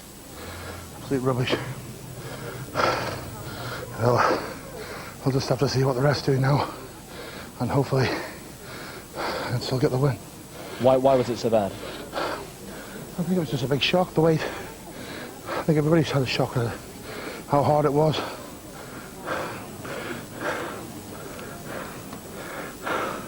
Good enough to win, though, don't you think? We'll see. We'll see. Russ Bradley out of contention, really. Just the 3 repetitions for him. Adrian Rollinson, perhaps rather surprisingly, just 7. But even more of a turn-up, Graham Mullins, one of the favourites for the title, managed just 5. Well, Brian Bell is a former champion powerlifter, and his speciality was bench press, where he was a world record holder. So this exercise could be well suited to the Scot. Take your position. He's certainly in contention for the title, but needs 3 good events in a row. 13 still the target by the mighty Glenn Ross from County Down. He's got much longer arms than Glenn Ross. He's got further to push. But he's a very accomplished weightlifter. 6 looking fairly easy. Endurance is a big factor here. They're all big on a single lift or a double lift, but when it comes to repetitions, they're finding it difficult. Tremendous support, as always, for Brian Bell. Now, come on, one more for 10. Oh, he can't do it. Equals second place with Fraser Trander, but Glenn Ross still leads. Steve Brooks, a magnificent physique this guy has got. He's broad in the shoulder. He's got massive arms. And Steve Brooks second last year. In second place, behind the equal first places before this event, Graham Mullins and Rob Dixon. What a surprise Mullins' target was. 5 only. And that, I think, has damaged his chances of lifting this title. Brooks going well, looking to the heavens for some sort of inspiration. He's heading towards second place, I think. He needs 9 repetitions for that. Equal, and he goes ahead. Can he catch Glenn Ross? Oh, come on! He's got another go at it. Just compose yourself. Big push from the legs. He can't quite do it. But that looks as though it's going to be good points for Steve Brooks. In second place for the time being. Can anybody get close to Glenn Ross? I don't think they can. I suppose 9 was what you really had to beat, wasn't it? Yeah, I was chasing Glenn though, but once it goes, it goes. Can't do nothing about it. He said he was surprised by actually how heavy it was, were you? It was very heavy, yeah. Obviously it's world standard now, and that's what we need as British lads, to stop the Scandinavian rule. So you're happy with that? That's just tomorrow. I'm not happy yet. Well, I hope he is smiling tomorrow. Steve Brooks, of course, referring to the domination of World's Strongest Man by the Finns and by the Swedes in recent years. Now it's all down to Rob Dixon from York.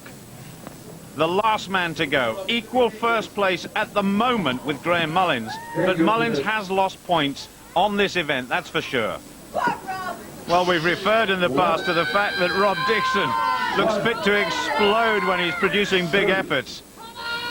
What has he got left? 2 events to go after this one. We're heading to a fantastic climax of Britain's Strongest Man, and the destiny of the trophy, well, it's in anybody's hands at the moment.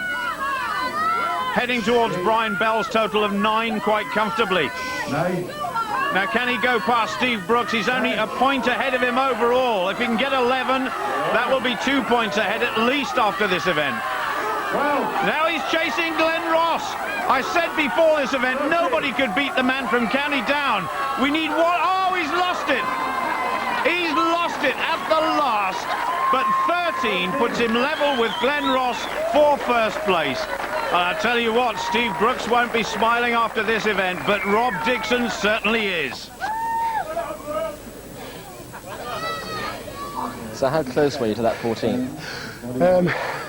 It would be nice to beat Glenn, wouldn't it? Because he's the big press around here. But I'm settled to draw with that man. He's one of the best this country's got. So I'll settle for a draw. Did you almost feel at 13 that if you'd taken a breath and paused, you might have got the 14? I did, yeah. But it won't to be. There's no point in chewing, because I'm happy with that, you know. I would have never expected to equal Glenn pressing, but there you have it. Rob Dixon, a tremendous result for him. He and Glenn Ross sharing first place. But Graham Mullins, back in 8th, was his goose well and truly cooked by the log lift.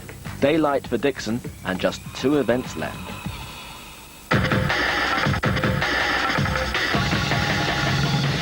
Well, you saw this for the first time in the heat, but now this could be the event that whittles our 5 remaining potential winners down to 3, 2, maybe just the 1. 5 massive poles ranging in weight from 200 to 300 kilograms to be picked up, pushed up, and then pushed over. They're called the Fingal's Fingers, but today they've become the 5 Fingers of Destiny. And this is serious stuff now. Eyes on the prize. I've got to do the business now. I mean, I'd like a top 4 place, realistically, to give me a good shout on the tyre push. As far as the overall competition is concerned, you must have thought overnight that I can win this now. Yeah. I've got 1 hand on the trophy already. Hopefully at the end of the day I'll have 2 hands on. There's certainly 5 boys in for a shout. 3 of us more of a shout than the other 2 maybe. But think if I can knuckle down, I can do it. Is it right you're going to wear a helmet for this? I don't know. It's not because I want to do anything different. I just want to, you know, it's wet. You can see it's raining. I just want to get stuck in. And I was a bit nervous in the heats. I want to give it rock all, but you know, it would make me feel a little bit more confident if I put some sort of skid lid on. So if it fell on my head, it wouldn't bloody knock me out, basically. Would it make any difference to you if it fell on your head? A lot of people would agree, no. Well, I hope it doesn't come to that. Certainly conditions could not be worse for this event. Russ Bradley on this side and Brian Bell from Dundee. Brian Bell, very experienced, but has never really taken away the big titles. Russ Bradley, the former champion, coming back into form. The grip is going to be so important here. It's soaking wet underfoot. And the Fingles Fingers, the first of which weighs 200 kilograms, very, very slippery. And Bradley sensibly wearing gloves. Brian Bell onto number 2, 225 kilograms. That's close to 500 pounds. Bradley just in the lead. Brian Bell on the far side, an outside chance in 5th place of taking the title, but it would require a superhuman effort, especially here. 3 is the maximum that anybody has achieved so far here at Alton Towers, but Bradley is ahead of Brian Bell. Both have got 3, but Bradley was the quickest. Now this would be incredible if Russ Bradley, the former champion, in fact goes out. I was going to say, if anybody could get 4, Brian Bell can't either. So the target is the time that Russ Bradley has set for the 3 fingers, and that was 31.3.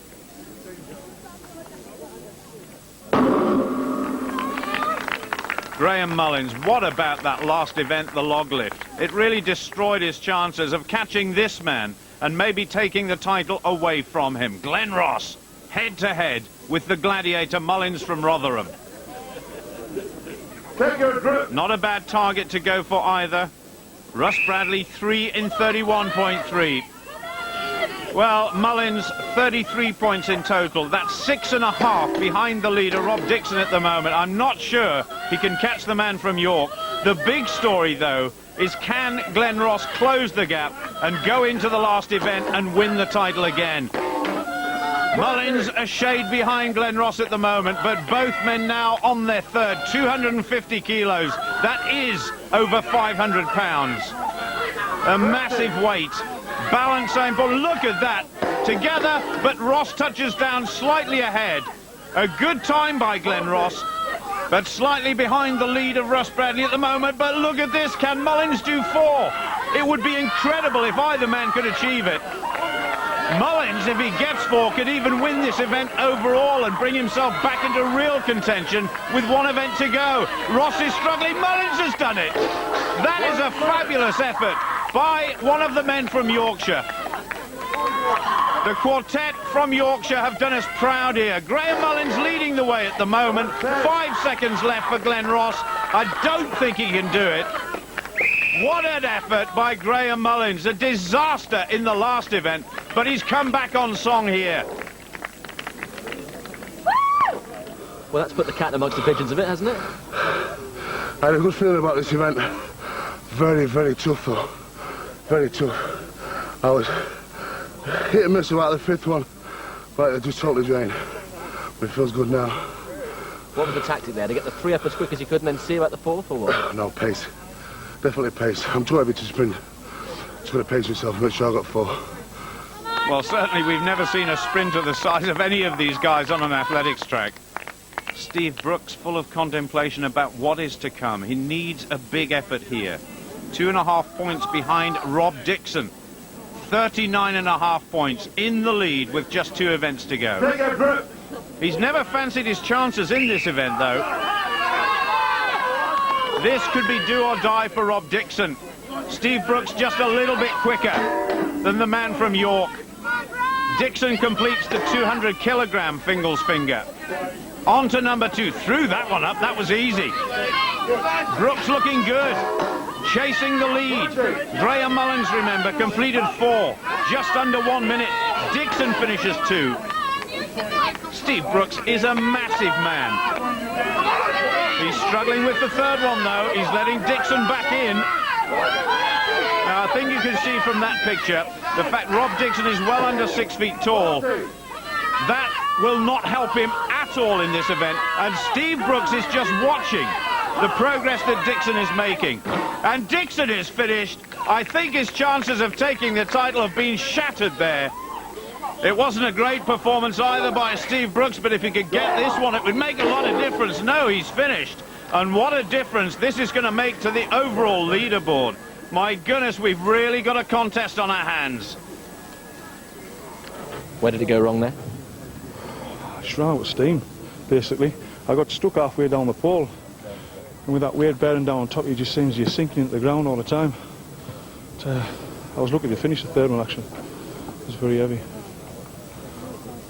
I thought I was moving pretty quick between them. But just like I say, the third one took its toll. Last event again. What about you in the tyre flip? I'm saying nothing. I'm saying nothing at all. Just watch and pray. I'm in third position now, so I'll settle for that at the moment. He just bust balls now. Let's go for it. Can you win it in the tyre flip? Well, it's anybody's game. I'm off for it. You've seen all this competition. I've never slacked up once, never. So you can guarantee I'm off for this, you know, like everybody else. But you know, I see who's got it most. And who wants it most? Well, I want it. A bad result for Dixon. Graham Mullins back in contention. Steve Brooks may have lost it there. Glenn Ross is the man to beat. I knew today was tactics was involved in it, and 3 fast ones. I got my third place there. Beat Steve because I knew he hadn't done it in the heat, so I knew he was up against it. And Rob, well, it wasn't a very good event for him because of his height. So, like I say, I went down to tactics, getting a good place, and I've done it. So, just hopefully do the same again in the tyre.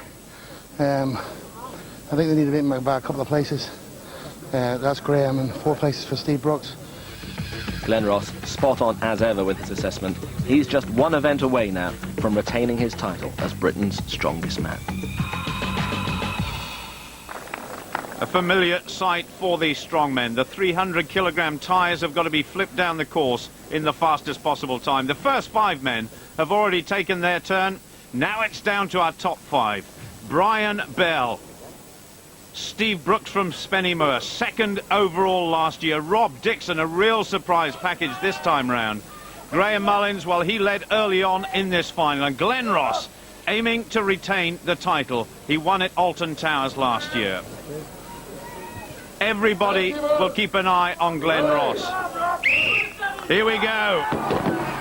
Steve Brooks would have to beat Glenn Ross by 2 clear places. Rob Dixon to beat him by 4.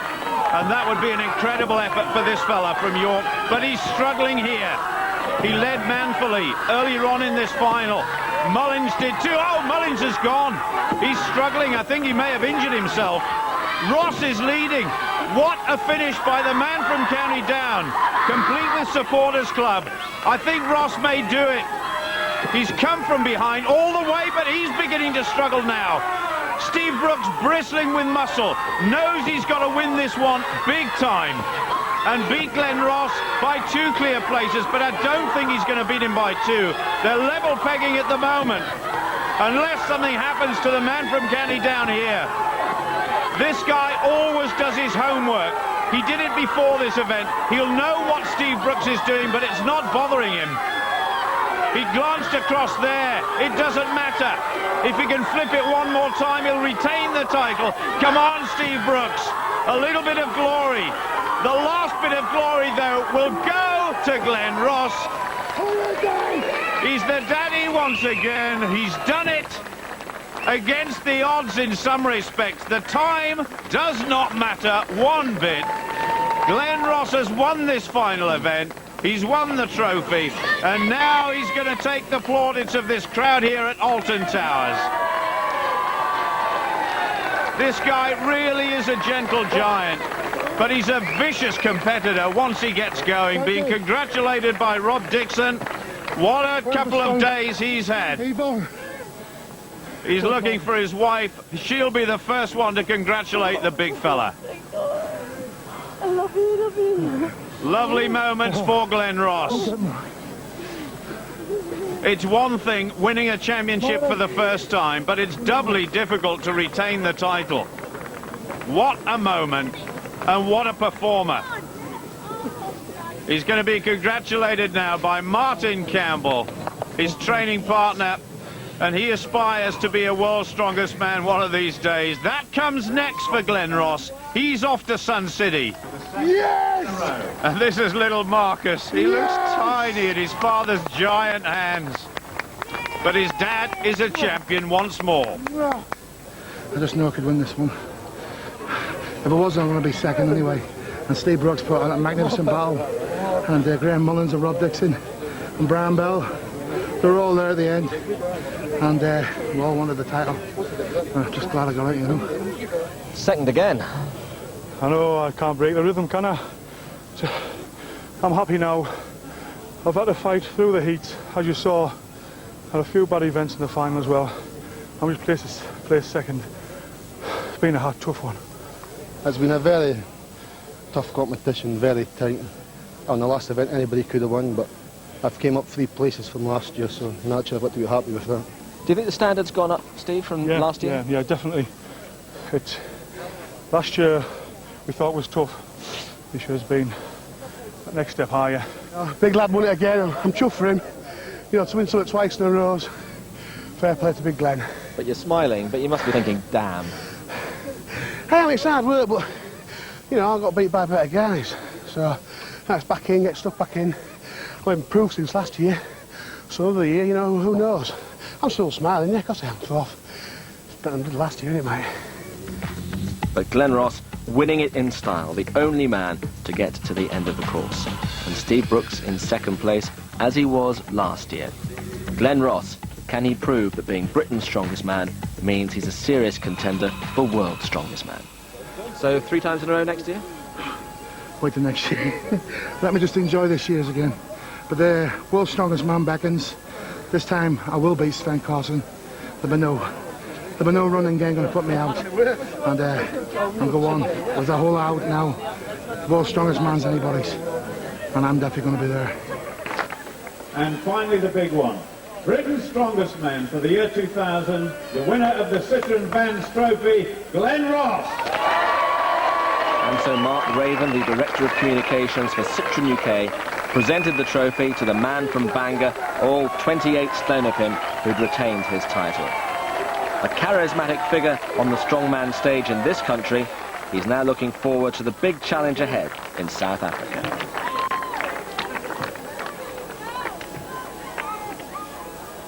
After that, all I'm concentrating now is on world's strongest man. So where is it, the Sun City? Sun City, I think it's this way, actually. You know, they talk about the big 5, actually, out in Africa, you know, rhino, tiger, lion, giraffe. I reckon with you out there, big 6.